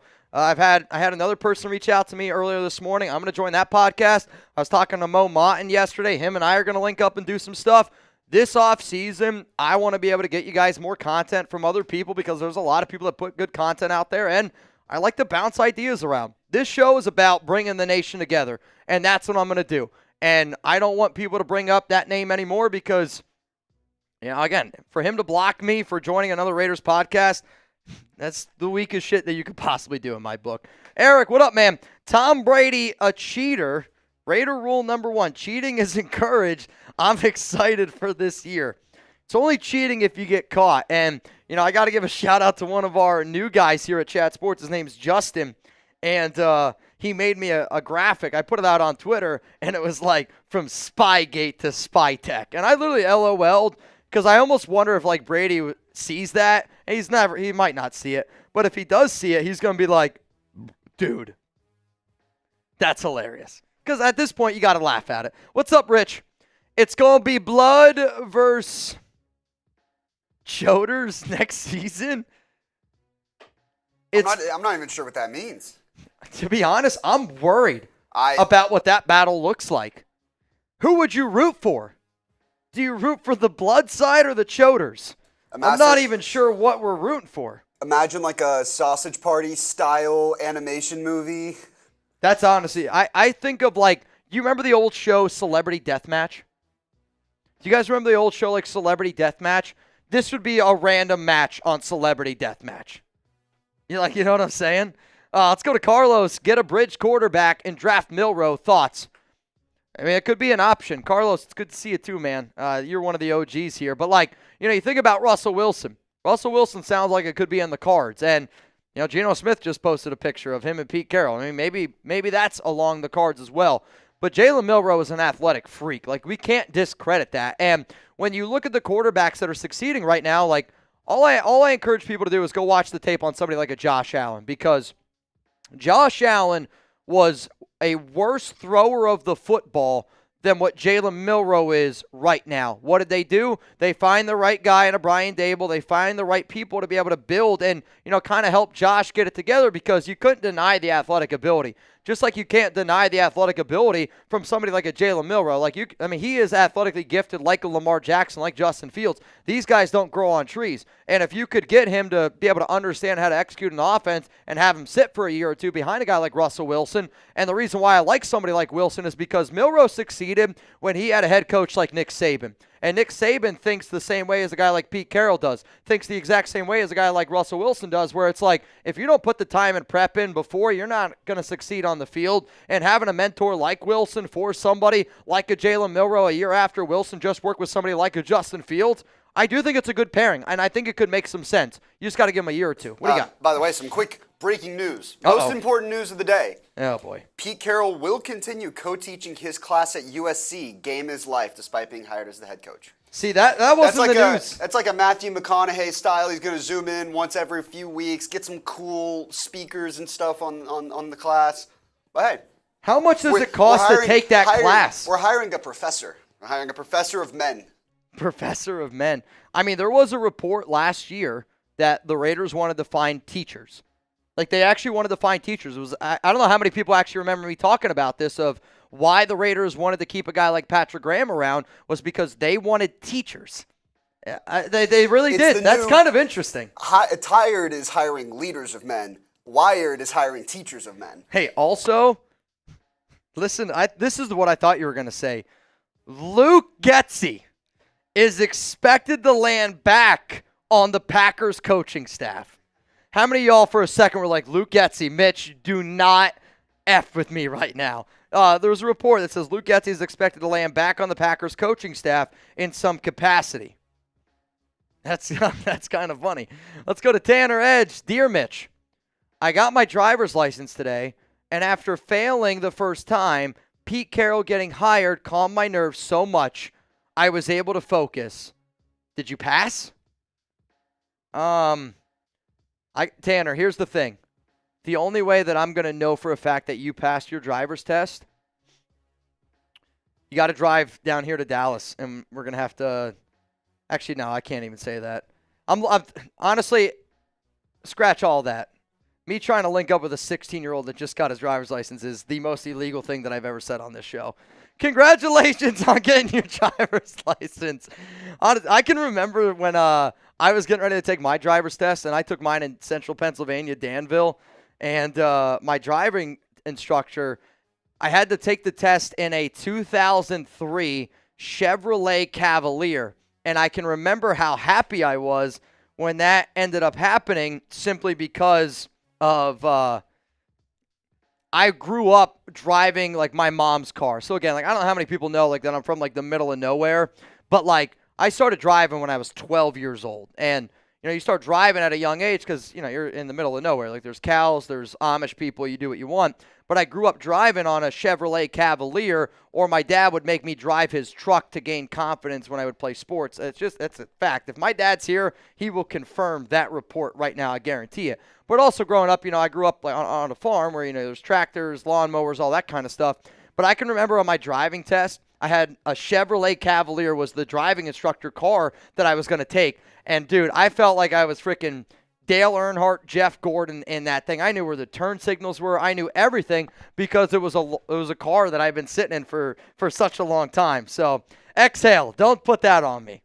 Don't put that one on me. I can tell you this confidently. I believe I have used 2 bottles of baby oil my entire life. Confidently, I can say that. Sal, I was a strength and conditioning intern at West Virginia on close buddies with Bruce Irvin. Oh, that's dope.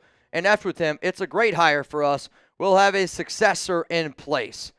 Well, see, I didn't know that, though. Judging by your picture, you look like somebody that could be a strength and conditioning coach at West Virginia. But I also know this, West Virginia. Mountain Mama. There's nothing to do in West Virginia.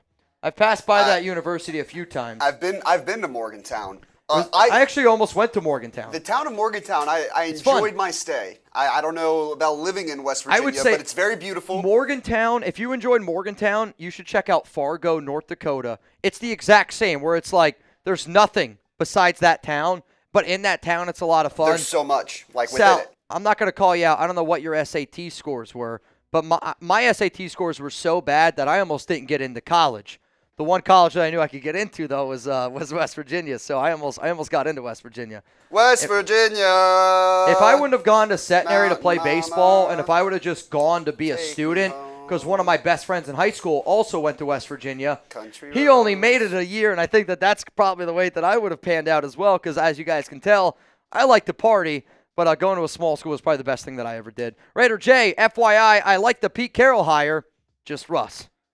Hey, we just got to win, right? Got to get a QB. Jersey boy, pair Russ with McMillan. I'm on board with it. Steve L., we got that one already. Yeah, we got Steve L. He said he was excited. Motorcycle Prophet, well, we got a head coach. Let's see who he brings in with him. OCDC, plenty of opportunity. There is plenty of opportunity. And, you know, if I was somebody if I was a top offensive coordinator right now, I don't know how you wouldn't want to take over for Pete Carroll. Because this is the way I would look at it. The NFL is an offensive-driven league, and the Raiders need a quarterback. I know Pete is a defensive-minded guy, but since Pete Carroll's the head coach, 74 years old to start the year, 3-year contract. If I was one of the top OCs out there, I'd go, I want to go work with Pete Carroll, somebody that's had success, somebody that's had a lot of success being able to find good OCs that have gotten jobs at a lot of other places. And you're going to be able to get a quarterback, and you're going to be able to work with Tom Brady. My point is, if I'm trying to build a resume right now, I don't know if there's one of the better opportunities. And I know it sounds crazy because the Raiders don't have a quarterback. But you have the opportunity to work with Pete Carroll, Tom Brady, get a QB, and if it works out, you're going to be the next head coach of the Las Vegas Raiders. Because I know Pete's a defensive-minded guy, and maybe the Raiders bring in a DC, but let's be honest, right? If we keep the Carroll regime, it's because he was able to create a good team and find us a quarterback. You're not going to keep the Carroll regime once he decides to go if your quarterback play is bad. So if I'm a young OC and I believe in myself, I want to go to Las Vegas because I look at that as saying, you know what? I get it. Maybe I'm not ready to be a head coach now, or maybe I don't have a head coach opportunity right now because it's the Saints and the Cowboys. But I think I'm going to be able to get a job down the road. And even if the Raiders aren't the one that hires you, you can put on your resume, I worked with Pete Carroll and I worked with Tom Brady. You put those two names on a resume, and anybody in any NFL circle is going to go, that guy deserves at least a conversation. And sometimes that's all you need to get the job. Let's go to Steve. Trade for DK. Him and Pete love each other. Oh, I've talked about this many, many times, and I agree with you where I think if DK Metcalf, if you told me right now, Mitch, 2 months from now, the Raiders just brought in a really big name receiver, who do you think it is? The name's DK Metcalf. And, you know, you look at the numbers that he put up, not this past year, but the year before in 2023, 2022, 2021. Those are all with Pete Carroll. And I mean it when I say this. If the Raiders trade for DK Metcalf, I'm doing an entire show, no shirt on. And if you don't know why, then I recommend you looking up when DK Metcalf and Pete Carroll met. Because when DK and Pete Carroll met, that's why you should be encouraged by them hiring a 73-year-old head coach. Not many coaches. At that time, he's probably 68. See a guy like Metcalf, who is not built like a wide receiver, right? He's built like a defensive end, tight end, an absolute freak of an athlete. He's an alien. Walks into Pete Carroll's room when he goes to meet the coach after they drafted him in the 3rd round, meets him without a shirt on. The first thing Pete Carroll does, rips off his shirt and daps up DK Metcalf. Like, I always say, and I said this, I love John Spytek because he thinks the same as me. The energy that Pete Carroll brings is the energy that I would bring if I was 73. And players like to play for those type of guys. And people are going to love to play for Pete Carroll. And considering the fact of the way that last year, how that went, and how bad Josh McDaniels was, there's going to be a lot of guys that are lining up to play for Pete Carroll. And the fact that it's in Las Vegas with Tom Brady, no state income tax, that's going to help as well. Let's go to Will Bourne, a Raider Laker. What about Geno Smith? He's better than AOC and Minshew combined. I'm not going to disagree with that statement at all. And Geno Smith has been posting a lot of pictures on his Instagram story. This one, him throwing a football. That caption says, how long should I stay dedicated? How long till opportunity meets preparation? I don't know what verse that is, by the way, but that first note is the one that stands out to me. How long should I stay dedicated? And then, what about this? Geno Smith posts a picture with Pete Carroll. And again, there's no message to this, but maybe this is Geno saying, hey, Pete, if you want to run it, let's run it. I think it might also just be saying like, hey, Pete, congratulations on you getting a job, because Pete Carroll was somebody that took a chance on Geno Smith, somebody that took a chance on a quarterback that everybody said was washed. So what I love also about this pairing here is you got Pete Carroll, who brought in Geno Smith, somebody who said that, again, nobody's going to be able to make him work. I mean, look at the numbers in 2021. 5 touchdowns, 1 interception. They bring him in. They give him a contract, 30 touchdowns, 11 interceptions. You know what that looks very closely to? What John Spytek was able to do with Baker Mayfield. Like, to me, the Raiders have a plan. And what the Raiders' plan is right now is they're saying, you know what, you're right. We're number 6 in the NFL draft, and we might not have a clear-cut guy in terms of who we can bring in. But with the head coach we brought in, with John Spytek we brought in, with the available quarterbacks that are out there, and a Sam Darnold, Geno Smith potentially, you look at a potential guy like Kirk Cousins, a Russell Wilson, John Spytek and Pete Carroll, what they've been able to do for quarterback careers, I don't know if you could have put a better GM head coach candidate situation together based on what the Raiders' current situation is at that quarterback position. That's a fair statement to make. You still got to be able to find the long-term answer, but right now, this is a great hire here by the Raiders. We also got to bring in the right OC, and you got to be able to bring in the right DC. Yep. Let's go to Danny. Does this hire have any weight to obtain DK? Maybe. We'll see. We'll see. Also, I see Ron Raspberry saying, tell people to send it to @MitchellRens365. Correct. If you want to get in our duck race, Venmo is @MitchellRens365. Can you put the photo? It's a 20. It's up there. Also, Ron, can we get them to 3,000 likes, man? Can we get the nation to 3,000 likes? I believe in us. Ron, I'm telling you this right now. If we get the nation to 3,000 likes, Ron Raspberry, you're getting an extra duck here on the house. You know what? F it, Ron. You're getting 3 extra ducks on the house from me if we can get the nation here to 3,000 likes. So we do have a few extra people that just got in this duck race here. The last name that I saw was Cameron Abington. So we got Timmy Jones in. Leonardo Sis, you in. I see Tony Knutson in. Tony, that's a great last name, man. Bonk. Nick Bement in. Anthony Cruz, what up, Ant? Yoda, what's up, my brother? In. Danny Grant, you in. Sean Irish, you are in. Sorry, Sean, I spelled your name just so drastically wrong. Steven Church. I think it's okay. He didn't see it. In. Dominic, I mean, it was spelt so wrong and it autocorrected where if he would have won, I don't know if I would have been able to give him the money. Dominic Guzman, you, sir, are in. I see Alberto Ruve in. Kenneth Pyle in. Juan Morris, Ian. And then Chris Slaughter. So I went to elementary school, and he was one of my really good buddies. His name was Walker Slaughter. Chris Slaughter. Do you know anybody by the name of Walker Slaughter? He was on my Little League team when I was 10 on our All-Star team. We actually ended up winning Pennsylvania State champs. Humble brag, we went 13-0, and we outscored opponents 113-11. Slaughter, I hardly know her. Our state title, we won 11-1 in 4 innings.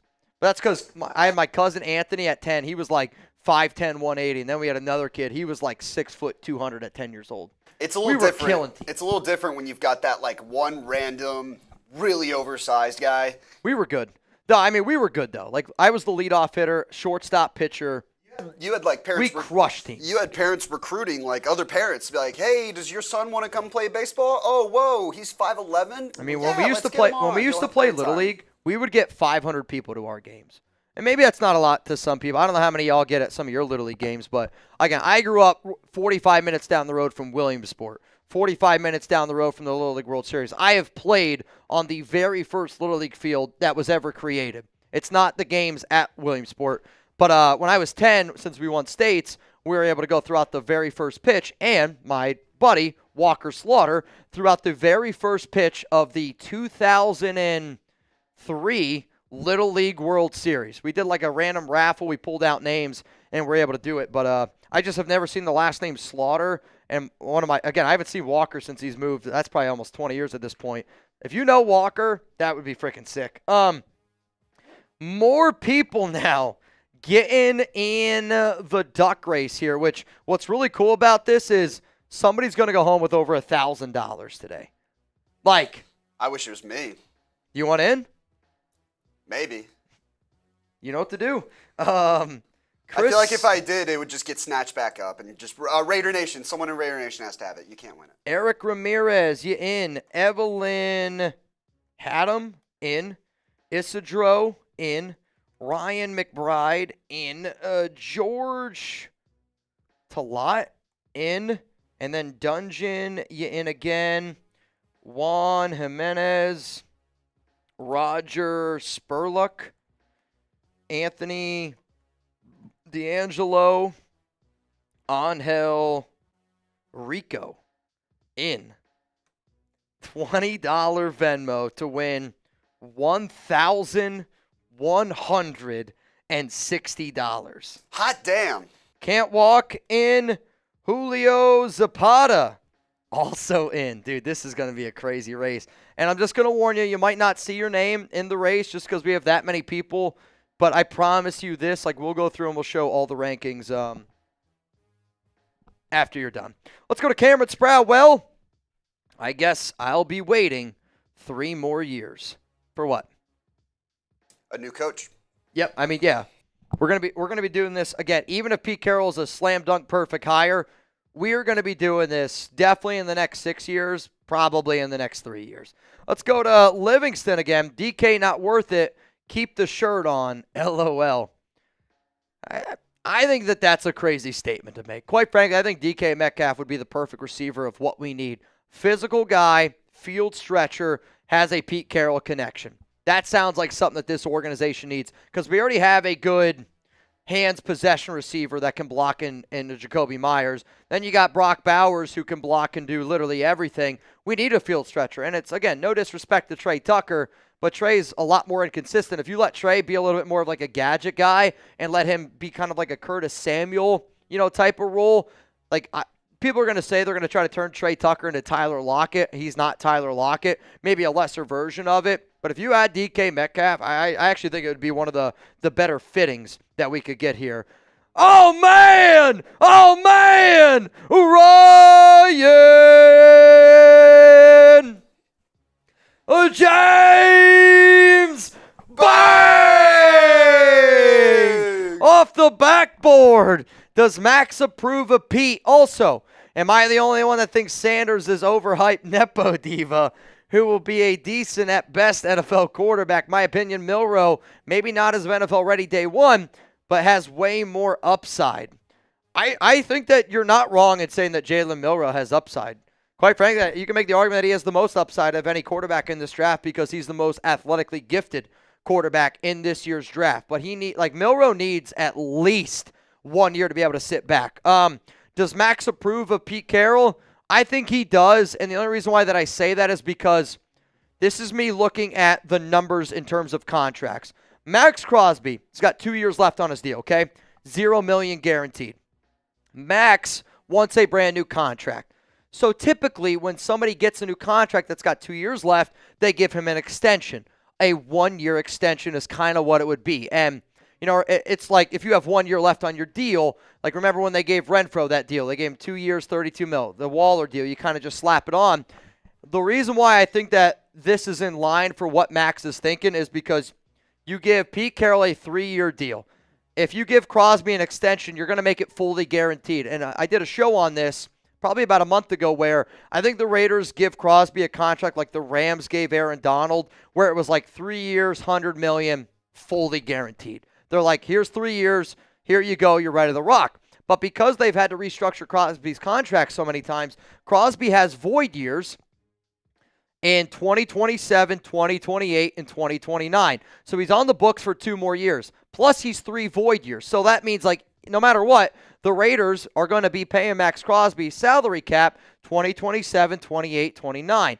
What I would do if I was the Raiders, and I would say, all right, Max, here's what we're going to do. I'm going to give you a brand new contract extension. I'm going to give you a 3-year extension, and I'm going to make the first 3 years, Pete Carroll, fully guaranteed. Max is going to love that. And then, with those final 2 years, because if you're already going to be paying Max due to the void, let's also try to just ink him up and have him long term. And then also, if I'm Max Crosby, I would like that 5-year extension or 5-year new contract because he's 27 now. He'll be 32. That gives him one more time then to be able to go out and find a new contract. I think that that's the idea of what the Raiders are trying to do. Personally, though, I think the most likely situation is the Raiders give Max Crosby a Devontae Adams type of deal where they gave him a 5-year deal, but they gave him an out clause after the 3rd year. That's the style of contract I think is going to happen. Again, this is me merely speculating, but when you look at the type of deal they gave Pete and then you look at the deal they have Spytek, it does align perfectly for that idea with somebody like Max Crosby, which the Raiders wanted to keep Max happy. Max wanted to win right now. He wanted stability. Pete's a stability hire in the short term, I get it, but Max also wants to win.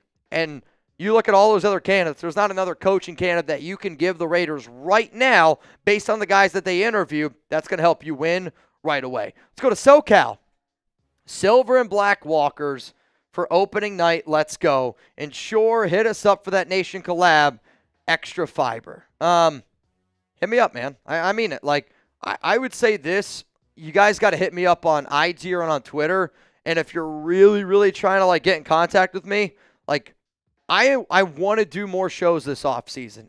The only thing is, like, if breaking news happens or if something happens around the Raiders and we're committed to a time, don't get mad at me. I'm not going to show up to your show. I'm going to go do mine. Now, again, I still have a podcast tonight, and I hope that I'm able to do it, and I still plan on doing it. We're still good, but, like, if I'm doing a podcast and breaking news happens, I'm sorry, I'm going to go, hey, I got to go, right? I got to do my job. Let's go to Ira. Dude, Ira, what's up, my man? It's good to see you. Do Pete have his contract unlimited supply of gum? He might. Like, it's one of those things where I forget how much gum that guy chews on a regular game, but it's an absurd amount. Like him and Sean Payton, they literally go through like 5 packs of gum a game, where it's like they put a new piece of gum in, and then if the Raiders were to throw an interception, Pete takes out that piece of gum and he's going to put a new piece of gum in. Like it's more of a superstition thing, but those two, they run through gum left and right. They running through it. Let's go to Oscar. What's up, man? Carroll, yeah, it's sometimes with like the emojis and all that kind of stuff, just it gets a little bit crazy. Ron S. with Saleh going back to San Francisco. Do we keep PG as a defensive coordinator? It's not necessarily keeping PG, it's signing PG to a new contract, right? He's a free agent. So if you told me right now the Raiders brought back Patrick Graham, I would be ecstatic about it. Because that tells me we get to keep a Rob Leonard. We get to keep a lot of these, Raiders coaching staff members that we have. Like, I mean this. I would love the move of the Raiders keeping Patrick Graham. But at the same time, I don't know how likely it is because I could see Pete wanting to bring in his own guys. But Max harps on stability. And Max harps on, keeping his guys, keeping his coaches. This would not be a bad move at all. But I don't know what's going to happen to Patrick Graham. Quite frankly, the fact that there could be a chance that Graham doesn't have a job in the NFL, I don't even know how that's possible. He's a top 32 defensive-minded guy in this football league. Big luck. Jacob Rodriguez, linebacker from Texas Tech. I'm not even going to act like I know who that is. I will do my draft homework here in a little bit, but Sam's raising his hand. That's good. I'll burst your bubble. He's actually returning to Lubbock. Okay. He'll be back with Texas Tech at least for another year. See, again. Good player, though. I will put in, I'm all focused on coaches right now. Once we figured out our coaching staff, then I will shift my attention to free agency, and I'll always keep my attention on the quarterback spot, but then I will shift it after free agency to the NFL draft. But the last thing I'm ever going to do is sit up here and I'm going to lie to y'all. I'm not going to sit here and act like I know a lot about Jacob Rodriguez, linebacker from Texas Tech. Let's go to Anthony Cruz. You think we hire Chip Kelly as OC and possibly Patrick Graham returns or Saleh as DC with DC's losing the head coaching job? I want to get into a DC candidate video, and again, I will do it. I'll also get into an OC candidate video. But I do think that both of these names are names to keep in mind, where Chip Kelly was somebody that the Raiders interviewed before to be the head coach. And the fact that they interviewed him before was the head coach or OC. It was one of the two jobs. And this is somebody that wants to get back into the National Football League. So I could see them trying to bring in Chip, but they also did just win a natty down there at Ohio State. Lopez, glad Carroll was hired over Johnson because he's proven, and Spytek as GM is awesome. All we need is Dart in a later round and finally for a happy off season.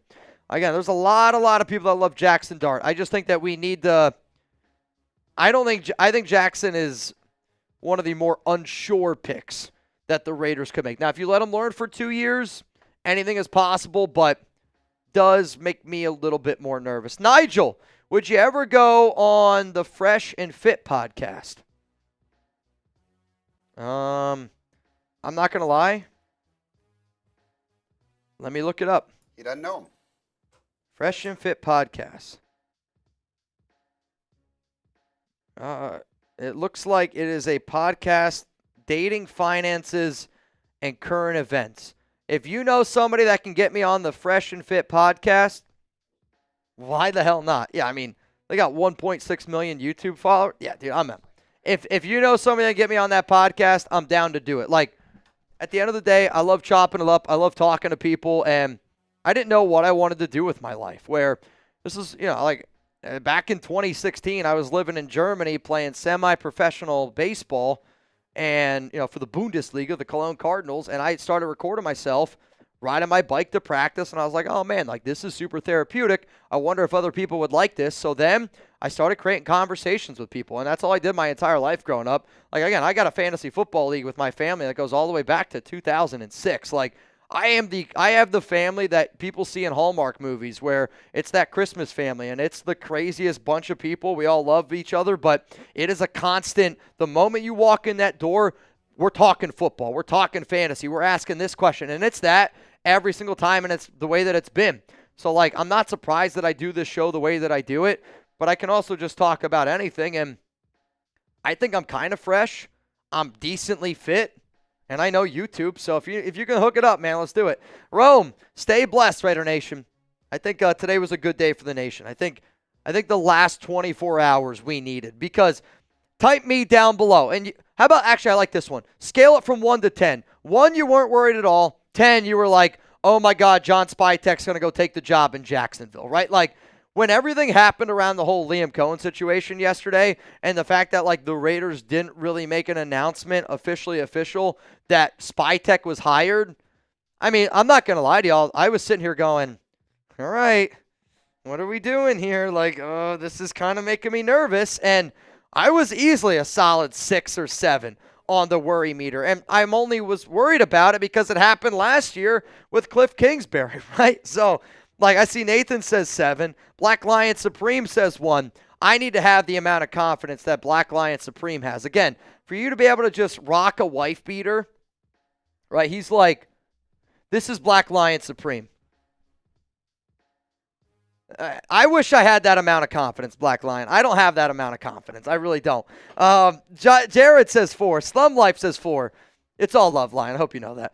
Mike B says 9. PJ Houston says 8. And honestly, Black Lion, I said that because I know I ripped on you a few days ago, maybe a week ago, and the fact that you still showed up again, that tells me that we're doing the right things here, where we can disagree, but we can still have an honest conversation. And I always tell this, like, people will know when I'm friends with them. If I can't make a joke, if you and I can't rip on each other, if you guys can't throw a lower jab to me once in a while, I know that we're not close. Like, I mean, like, let's be honest. Like, if you can't pick on your friends, you're not real friends.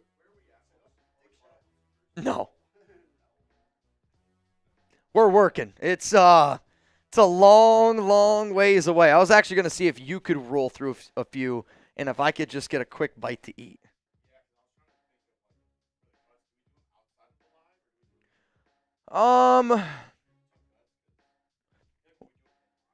We could do them. We could do them outside. I don't know. We'll figure it out.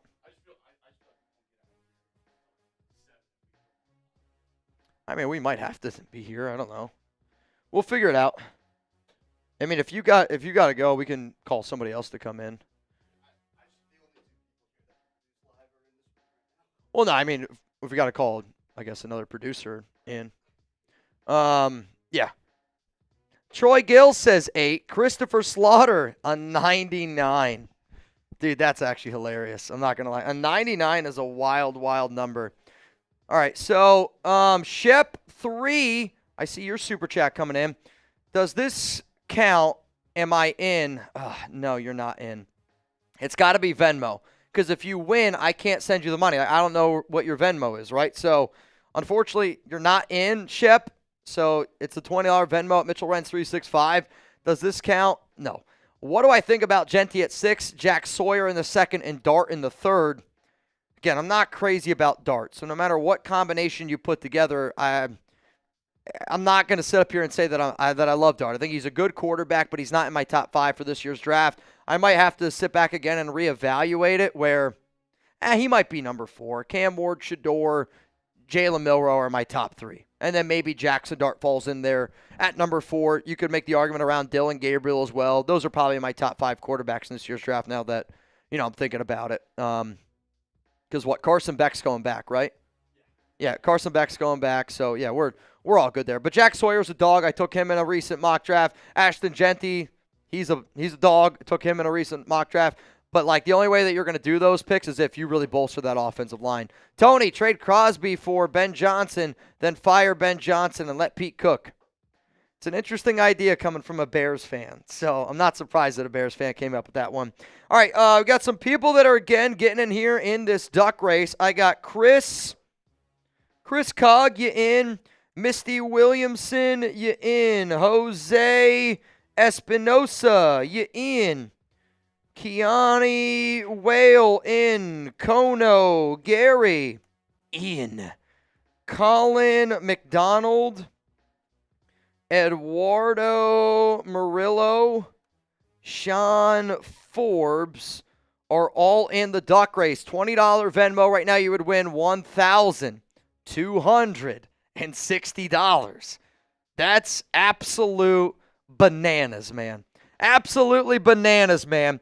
We still got a few more super chats that we got to roll through. And again, I'm going to try to roll through some of these. I got Chugs. He's back in the saddle. So, let me look up here real quick. How many we got? We're getting there. We probably got another 10, 12 to go through. Lubkin, Giants talking about trading for DC. I told you Giants don't draft black quarterbacks. You told me I was crazy. We will never get our quarterback this draft, Cameron Shador. I don't think the Giants are going to trade for Derek Carr. In all honesty, it doesn't make any sense for them. You're okay. It doesn't make... Yeah, maybe not. Yeah, maybe not. Sorry, if it's just you, it might be weird. The only reason why I don't think it's going to happen is because what team's going to trade for Derek Carr? No team's going to want to pay DC the amount of money, and I don't think New Orleans is going to want to eat all the money that they're going to do if they move on from Carr. I would be shocked, and quite frankly, I hope the Giants do it. There would be nothing that would make me happier than the New York Giants trading for Derek Carr. Why any NFL team would want to trade for a QB of Derek Carr's stature, I don't really know. The only reason why I would be interested in the Raiders trading for Carr is because selfishly, I know it would make me, we would get so many people that would watch this show. You know what I'm saying? We would get a lot more eyeballs that would watch the show because it's Derek Carr. Back to the Las Vegas Raiders. All right, y'all, I got to go grab just a quick bite to eat. And just because when I woke up this morning, like I said, today was my off day. I was getting ready to make breakfast. I made Chuck breakfast. He got egg whites. I didn't get anything. Chugs is going to answer some questions here. Give me 5 minutes, and I'll be right back answering more questions. And then we're going to do the duck race. And personally, I want to be able to do the OC and DC candidates that Pete Carroll might interview. We might end up doing that outside of the live show. That way we can add a little bit of extra things just because, real talk, we don't really have many people here at Chat Sports anymore because Friday's the off day in the office. So just keep that in mind. But give me 5 minutes. Chugs is here to hold it down. There we go. Here we go. Elias, Graham could be staying as DC per reports.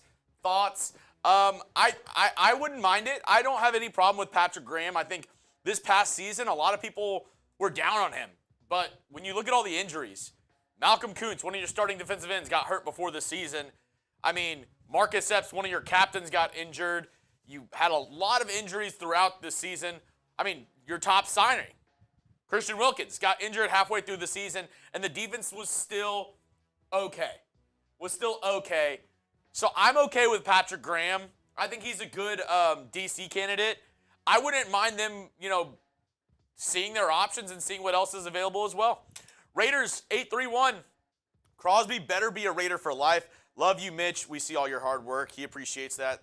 I feel that. Crosby's one of those guys who you hope is on your team the entire length of his career. He's that dude. He's that good. And he embodies a lot of what this fan base is. So I feel that sentiment in that Crosby. You want him to be a lifelong Raider. Just Raiders, baby. Mitch, glad you're reaching out to the content creators. Would like to have you on my morning show. I will DM you. P.S. Bring your A game tonight with Josh. I'll tell Mitch to check the DMs. He just said DMs, slide in them. Mario, told you we had option, good hire. Let's effing go Raiders. Yeah, I think this is much better. Look at the Cowboys with Brian Schottenheimer. Yeah, it could be much worse. I think Pete Carroll at least brings some stability, some notoriety, and some sort of, base level of he is a good coach. At the end of the day, maybe he didn't do everything correct in Seattle. He still brought them a Super Bowl. If I told you Pete Carroll could do the same thing for the Raiders and bring you to 2 Super Bowls but only win 1, I think every single Raiders fan in here would take that deal every day, twice on Sundays. Raider Peanut, you think T-Mac's tie to PC's son at Arizona helps with scouting? I'm guessing you're talking about Teteroa McMillan tied to Pete Carroll's son at Arizona helps with scouting. Yeah, I don't think it can hurt. I don't think it really helps that much with scouting because I think everybody has T-Mac as the #1 wide receiver in this year's draft, and I'd be surprised if he gets out of the top 10.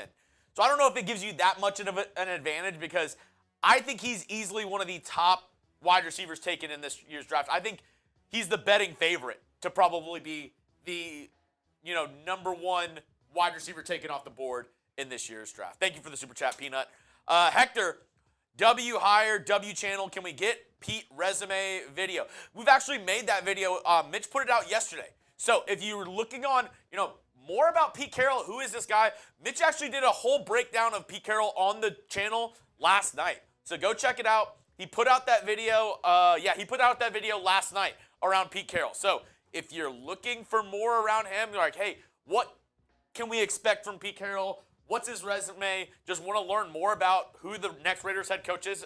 I highly encourage you go check out that video we put out last night. Navman, getting Pete is my way of saying GFY to all those bandwagon fans in Seattle when I had to spend 20 plus years in the state with the military. Love it. Me and the missus are stoked. Allegiance of Doom. Let's go. 12 what? 12 what? Barbara, Raiders, God's Jeweler. Who's the next head coach to come out of retirement in the NFL? By the way, love the In Pete We Trust hire. Next head coach to come out of retirement. The only one that comes to mind off the top of the dome is Bruce Arians. He's a guy who's won a Super Bowl before. He's somebody who we mentioned here on the channel if they didn't go the Pete Carroll route because remember, last night there was some rumblings of the Cowboys being interested in Carroll as well. I think Arians is another guy that we could see. Rex Ryan would love to. I don't think anybody wants Rex Ryan. He was a shitty coach. He's not a good, I would say he's not a good analyst, not a good,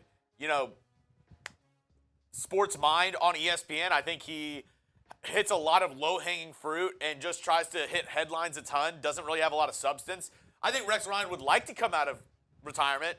Nobody wants him, though. He's a joke. Raider Smoke, a.k.a. Papaya Man.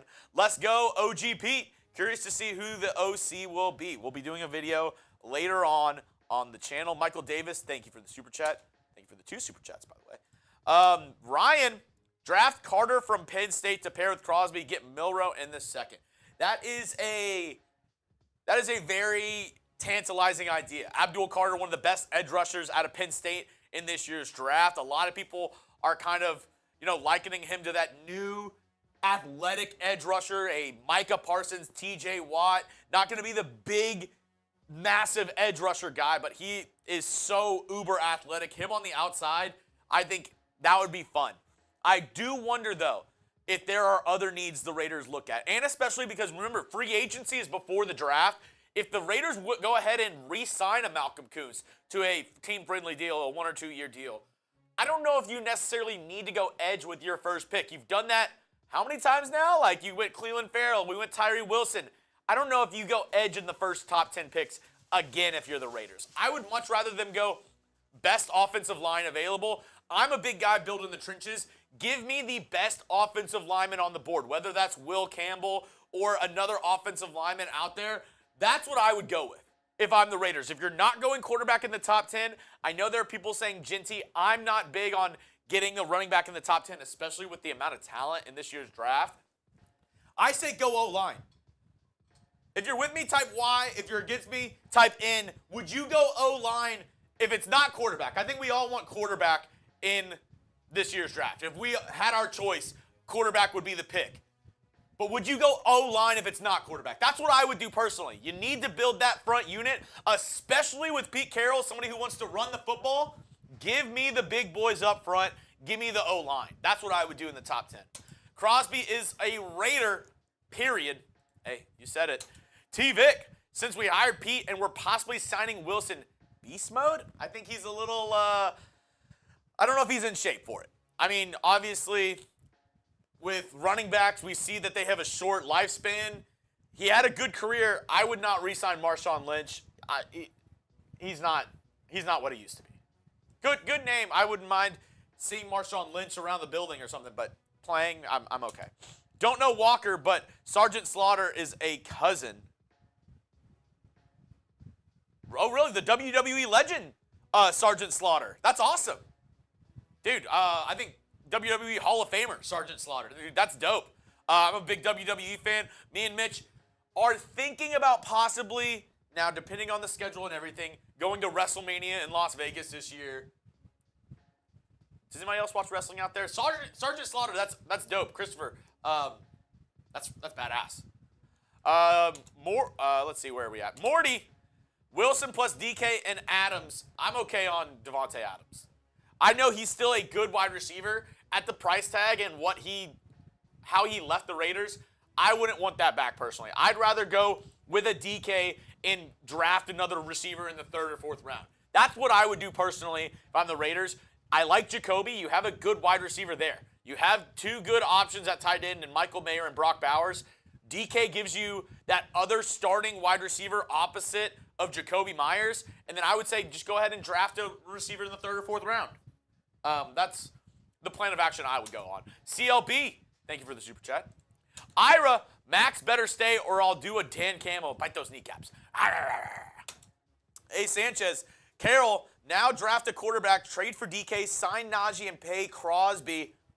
I like draft a QB, trade for DK, cool. Sign Najee. Like I said, there's so many running backs in the draft this season, or this draft. I don't know if you need to go out and sign a running back or spend any money. There's going to be so many good running backs in the draft this year. I would say just go ahead and draft one of those. And yeah, pay Crosby. I want to see Crosby in silver and black for the rest of his career. I know a lot of you do as well.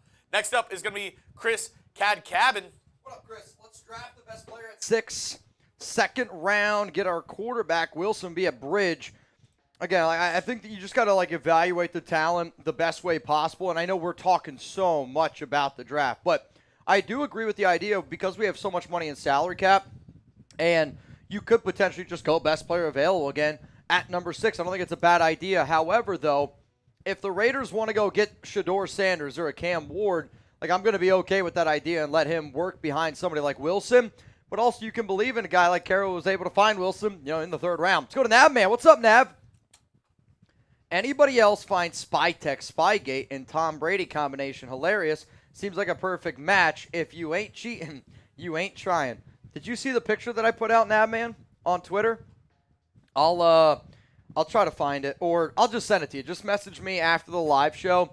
But one of our newbies, I don't even know if you're on Twitter.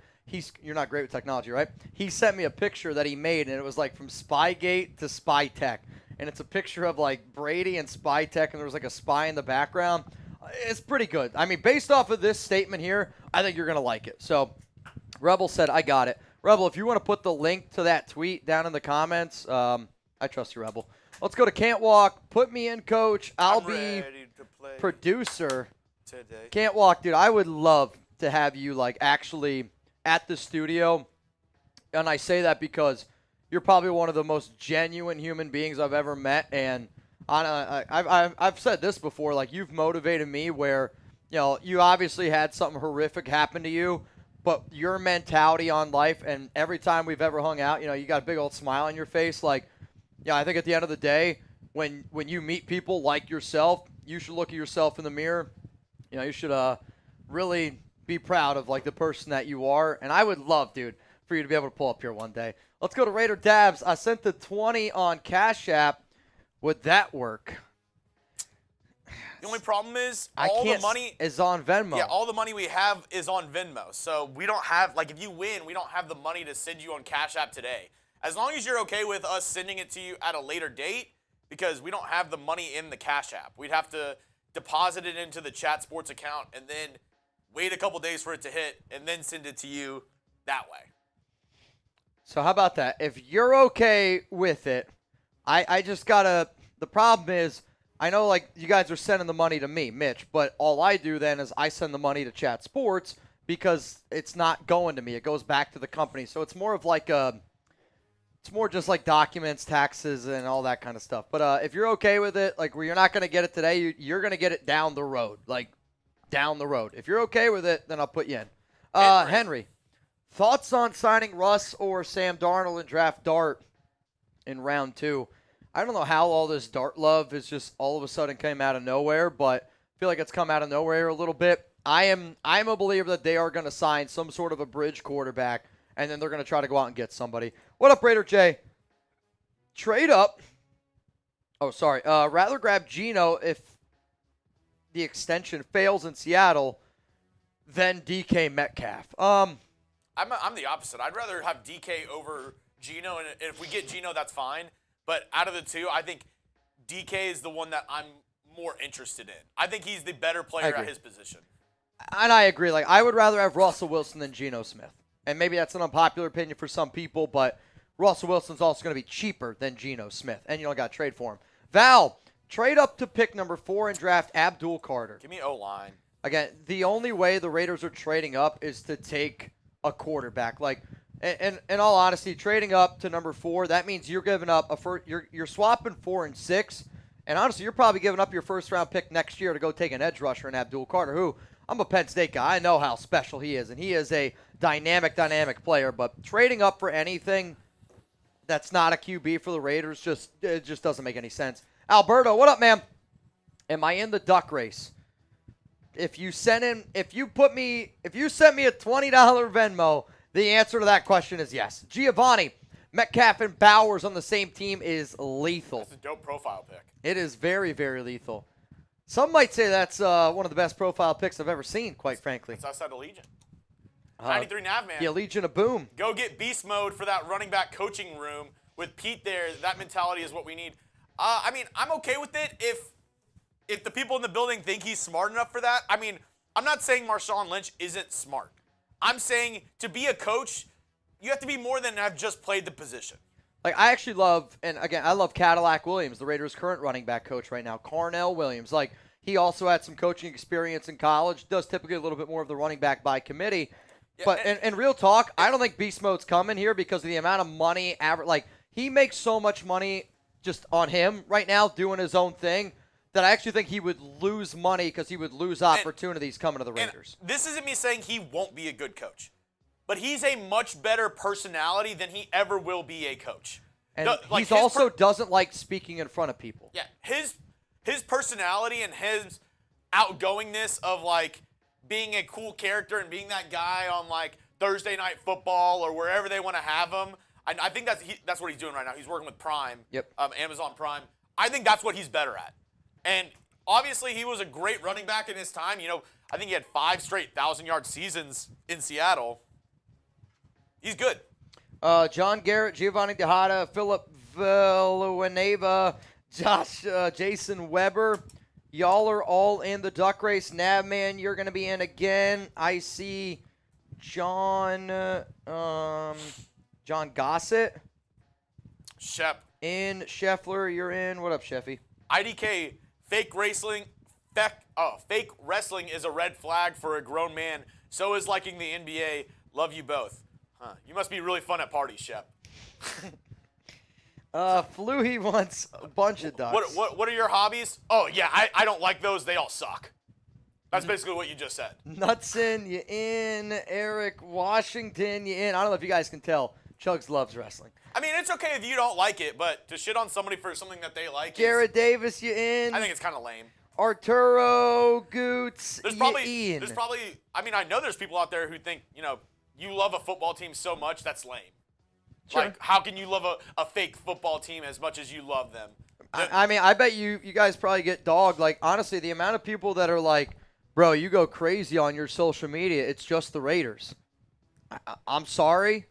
You don't know me very well then, right? Like, the Raiders, I don't want to say the Raiders are my life because that sounds weird. Yeah. But we've kind of turned the Raiders into our life here a little bit. Can't walk. He does sound like the guy who's like, you know what, I'm going to take my ball, I'm going home. Alex Dog, Tech, Love you though, McMillan, Bowers, and Jacoby will eat. That would be a scary lineup. I still lean O-line. If you don't go quarterback, my top pick for the Raiders would be O-line. McMillan, if he's there at 6, though, would be very interesting. Raphael, I'm 30, and I still collect Pokemon cards. I'm hoping that someday I'm going to be able to pay off my kids' college tuition with Pokemon cards. What's more scripted, WWE wrestling or any game against the Chiefs? It's a good point. Raider J, no, I was saying get Geno if he fails in Seattle over Russ, then go get DK. Well, you'd have to wait until next offseason. And I don't think that you're not going to wait an entire offseason. The Raiders are going to try to address their quarterback issue. My favorite wrestler all time, I would say, is Rey Mysterio. My favorite wrestler right now, Miero Pinta. Give me that dude. All right, so he said, okay, 30 total in now. See, the only person that I have on Cash App is a guy by the name of Raider West. And his name is John Cena. Shep. Okay, $30 now, total now. I'm okay waiting. Put me in. I kicked in college and played center field, shortstop, and what is CP? Closing pitcher? For the baseball team, closer? What? What position did you play, Mitch? I was a pitcher. I was a starting pitcher. Mitch, I would guess Mitch loves means, catchers, but he usually likes to pitch. I would guess CP is a closing pitcher. Yeah, I was a closer our freshman year. I was a closer our freshman year, and my arm was unable to do it. My body, I just couldn't do it. My body don't stop. But I was pretty good my sophomore year. Proud to say I led the country in strikeout to walk ratio. Cool Keith's dad. 1.4 ERA. Come on. Ideal left tackle. I mean, the ideal is that you get a team-friendly deal with Colton Miller. But if not, Will Campbell there in the first round? I will say this. I have been somebody that has been told Colton Miller wants a brand new deal, and I think you all have heard me say that a bunch. I was told in just like the last, I'd probably say 72 hours. Again, I don't know if I've said this already or not. I don't believe I have. But Miller is open to the idea of playing on his contract this season. Was something that I was told, that where it might not have been in the realm of possibility before, but it is in the realm of possibility this season because he's got 2 years left, no guaranteed. And this is me guessing this part. But I think Colton Miller's probably looking at this Raiders team right now going, all right, it's either me or Max Crosby in terms of the contracts with 2 years, 0 guaranteed. And I think Colton's looking in the mirror going, Max is probably going to get that one. DK to LV with the trade rumors and PC and LV. Oh, dude, I'm telling you this right now. We've already done it. We've already talked about it. DK Metcalf is going to be a name to keep in mind. Omar, what offensive coordinator and defensive coordinator do you want us to see hired? Michael LaFleur is a name that I would throw out there. Clint Kubiak's a name that I would throw out there. And Slovic, honestly, I think we might have to just put him in the show just because of the name value. But here's what I'm going to do. And I know that I told y'all I was going to do this show while I was going to stay live. But I want to film a video, and I'm going to film this after the live of OC and DC candidates. And because a lot of times, I know the people that are watching this live right now, these are my OG watchers, and I appreciate that. But I also I got a lot of other stuff I got to do today. Like, I got to get back to Chuck because, again, I'm on dog duty. And I know the quickest way for me to be able to make those videos is not in the live segment. So I promise you this. In the next 24 hours, honestly, not even, in the next 12 hours, y'all here on this YouTube channel, you guys will get OC and How about next 24 hours, you'll get 2 videos OC DC we'll candidates. put out the OC first because I think that's the sexier one. Everybody wants that. I So agree. After we get off live, we'll film that. We'll immediately push that. We'll film the DC. We'll let that breathe a little bit, and I say we put out that DC video either tonight or tomorrow morning. Okay, yeah, either tonight or tomorrow morning. I'm good with that. Shep, Pokemon is better than wrestling. Chugs, love you. How many Pokemon can do a 619? I mean, technically, probably almost any of them. I bet you Machamp could. I bet you Machop could. Geodude definitely could. Like, John Cena, if he got into a ring with Hip Top, he's not well. I think that's the name. I don't even know. Rem, what's up, Mitch? Rem, what's up to you, man? I appreciate you. Raider, how many more we got? I told them that we're going to go to WrestleMania this year. I would love to go to it. Like, at the end of the day, I like entertainment. I don't know if you guys could tell that. The only stipulation that we might have to do is I think we'd have to bring Smitty. Oh, really? He's the biggest WWE fan I know in here besides me. I might be able to arrange something. Also, Smitty, Seahawks fan. How about this? We're going to make Smitty work for those tickets. We'll bring Smitty in here, and he'll give you a little bit more of an inside look at the Seahawks. Because he's been covering he's the Chugs on the Seahawks show for the last, 2 years? Yeah, make him work for it. So we got to make him work for it a little bit. Mitch, I wonder if you remember what Rich said to me in North Carolina. Your dad predicted Pete Carroll to the Raiders with me and Nathan Wolfe. Your dad, stud. Just look at Mitch. I can confirm that he is a stud. That I'll give you. But if you give him that much credit, Nav, man, I don't know if that's any good for me because I'm going to hear that on my way home. Chug's been a WWE fan for over 50 years. Dude, I've been watching WWE since I was a little kid. Bro, the Hardy dude, my other favorite, the Hardy Boys. Oh, bro, yeah. Jeff Hardy. See, what's funny is I was never like a big wrestling fan growing up, but my best friend growing up, huge WWE fan. Jeff Hardy off the ladder? Dude, Huge. Swanton WWE. Bomb! And actually, I have WWE on N64. if you don't think the Raiders report is connected to the WWE, you're wrong, because actually one of the first ever famous watchers of the Raiders report. R.I.P., man. Facts, Bray Wyatt. Rotunda. I can actually remember when Bray messaged me, and he was like, dude, love the show. Dude, It was probably one of the first times where I was like, holy shit, yeah, I bet there are famous people that watch this show. I'm not even kidding you. And this is easy for me to say now, and I know half of y'all in the chat will probably be like, you're effing lying. You can ask Mitch. A week before he passed away, me and Mitch were talking about him coming on the show. It's sad. I mean, it is sad, but like you think about it, I mean, there's famous people that watch the Raiders. Like, I would say the most famous people that I know for a fact watch this show, and I know for a fact DM me. Bray was up there. I would say Damian Lillard. I talked to Dame. Now that basketball season started, he doesn't talk to me as much now. And then George Lopez. George Lopez watches this show all the time.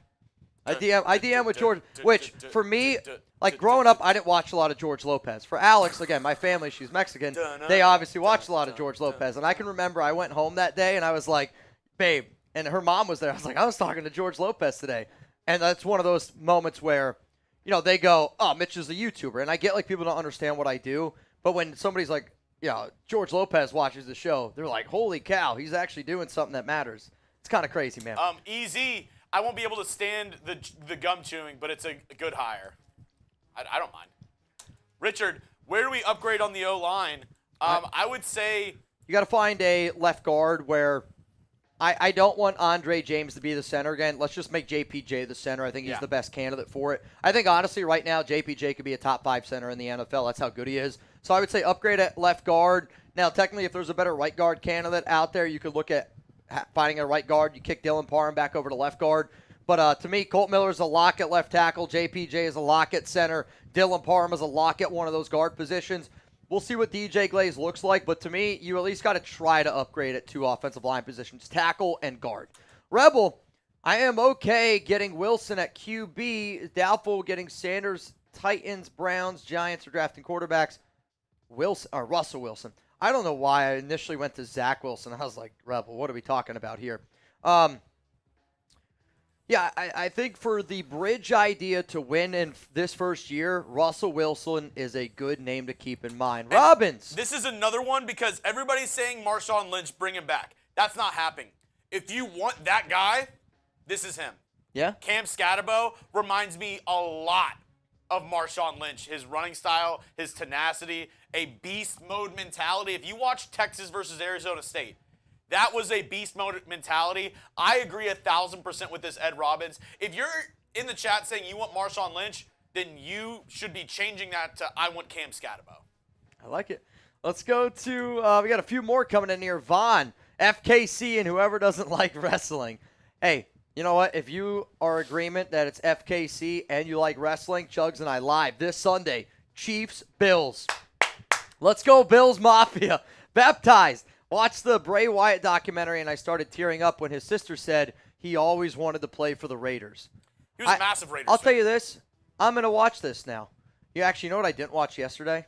I watched, I don't know if I watched the same one as Baptized, but. I'm saying I didn't watch Beast Games yesterday. Oh. That was going to be one of the things. I was actually going to talk to you about it after this. I won't now. Yeah. I don't know if I watched the same one, but yeah, I watched. There was a package that they put together of like his brother and a lot of people talking about Bray Wyatt. Wyndham Rotunda was his real name. Bray Wyatt was his stage name. I mean, I can remember telling you like, dude, I had Bray Wyatt DM me, and you were like, dude, well, I mean, what? At the time, whenever I started, that was right when you started. Yeah, whenever I started was in basically February of 2021. Mm-hmm. He was big. He was like one of the biggest names in WWE at that time. He was like I think he was the heavyweight champion whenever I was here. I believe it. Like started. That was right when it happened.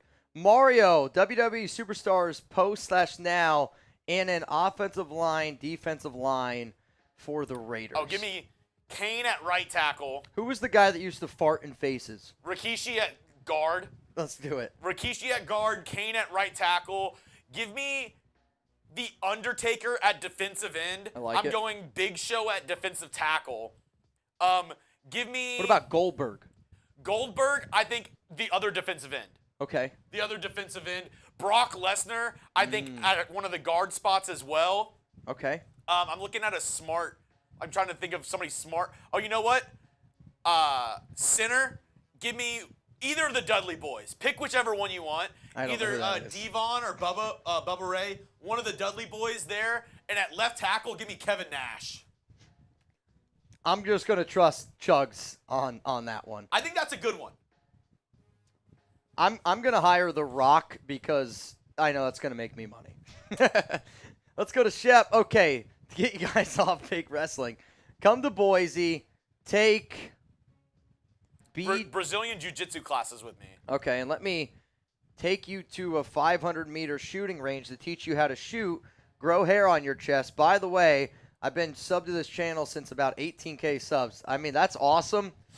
I'm actually going to tell you this. And, again, I know that I look like somebody that I'm the opposite of a country boy, but I grew up shooting guns on a farm in the middle of nowhere. Like, I think I would surprise some people with my gun shooting ability. Now, again, I've really only ever grown up shooting like 12 gauge or 20 gauge. When I was a little kid, I thought a 12 gauge shotgun smaller than a 20 gauge shotgun, and I almost blew my shoulder. Like, when I tell you completely like out, like I'm not kidding you, I almost completely blew my shoulder out where my entire body was black and blue. I was a kid. It was really dumb for me to do.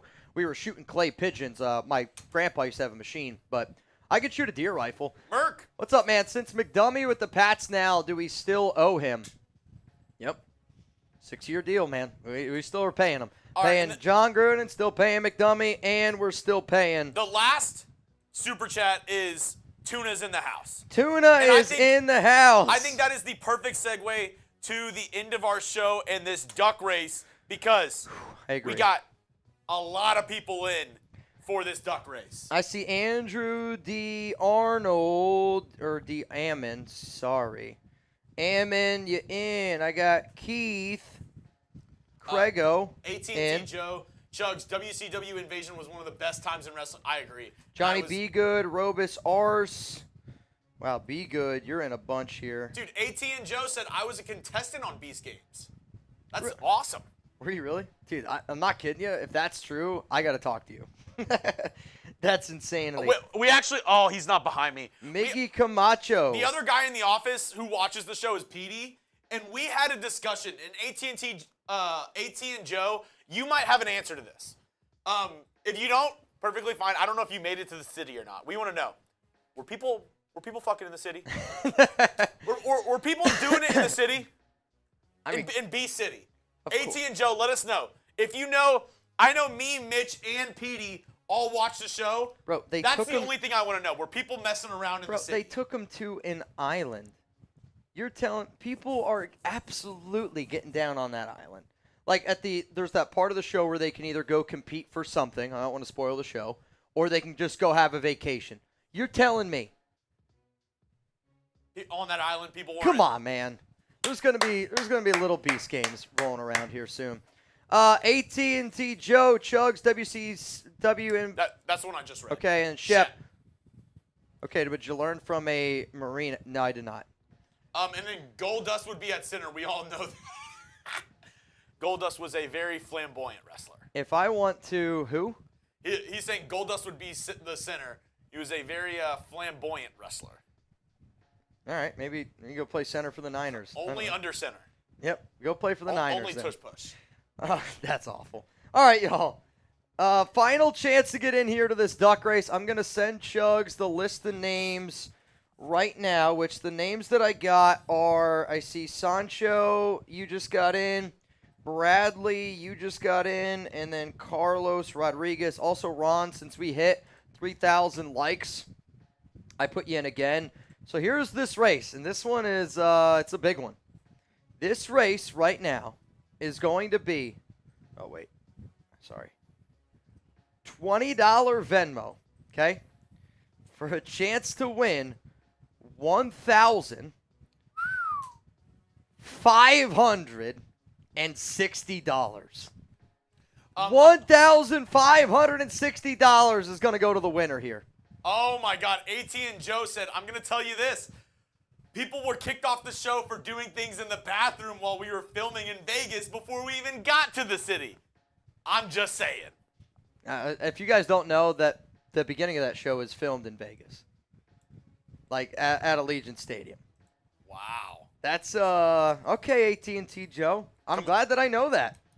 That's wild. Because there was, 2,000, and then they only showed the 1,000. That doesn't surprise me at all. Let's be honest. And Matt Fluhey, Chugs, how could you forget of? Yeah, Andre the Giant. That's a big miss on me, not getting him in there. And then Hulk Hogan. Yeah, I mean he could maybe be I'm gonna be honest. That wasn't my time period. I'm not a big Hogan guy. That was before I really started watching. Whenever I started watching wrestling, Hogan was in TNA and he was kind of already washed. Yep. So, I mean, just not my time period. Really. I added 2 more names in there. Crash Dog, Brandon Higgins are 2 names to look at.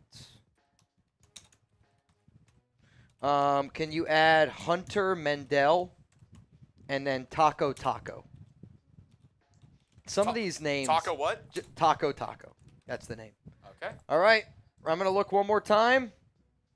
Can you add Brian Snell? All right, last ones. And Davin Lopez. All right, that's it. Not adding any more.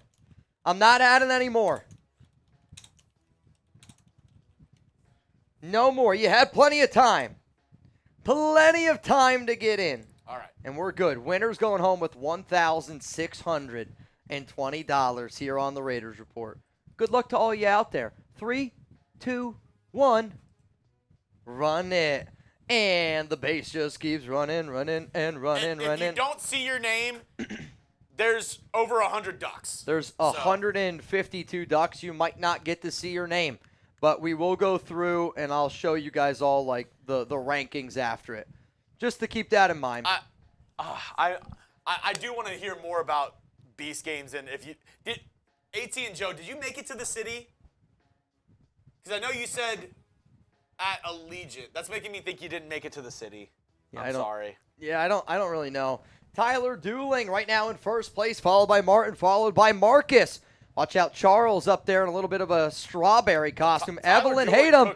Tyler Dooling right now is straight cooking, but I don't know if that's where he wants to be. Uh-oh, watch out here for Steel Kid. Steel Kid looks like he might come away with 1,600. Did he run out of gas?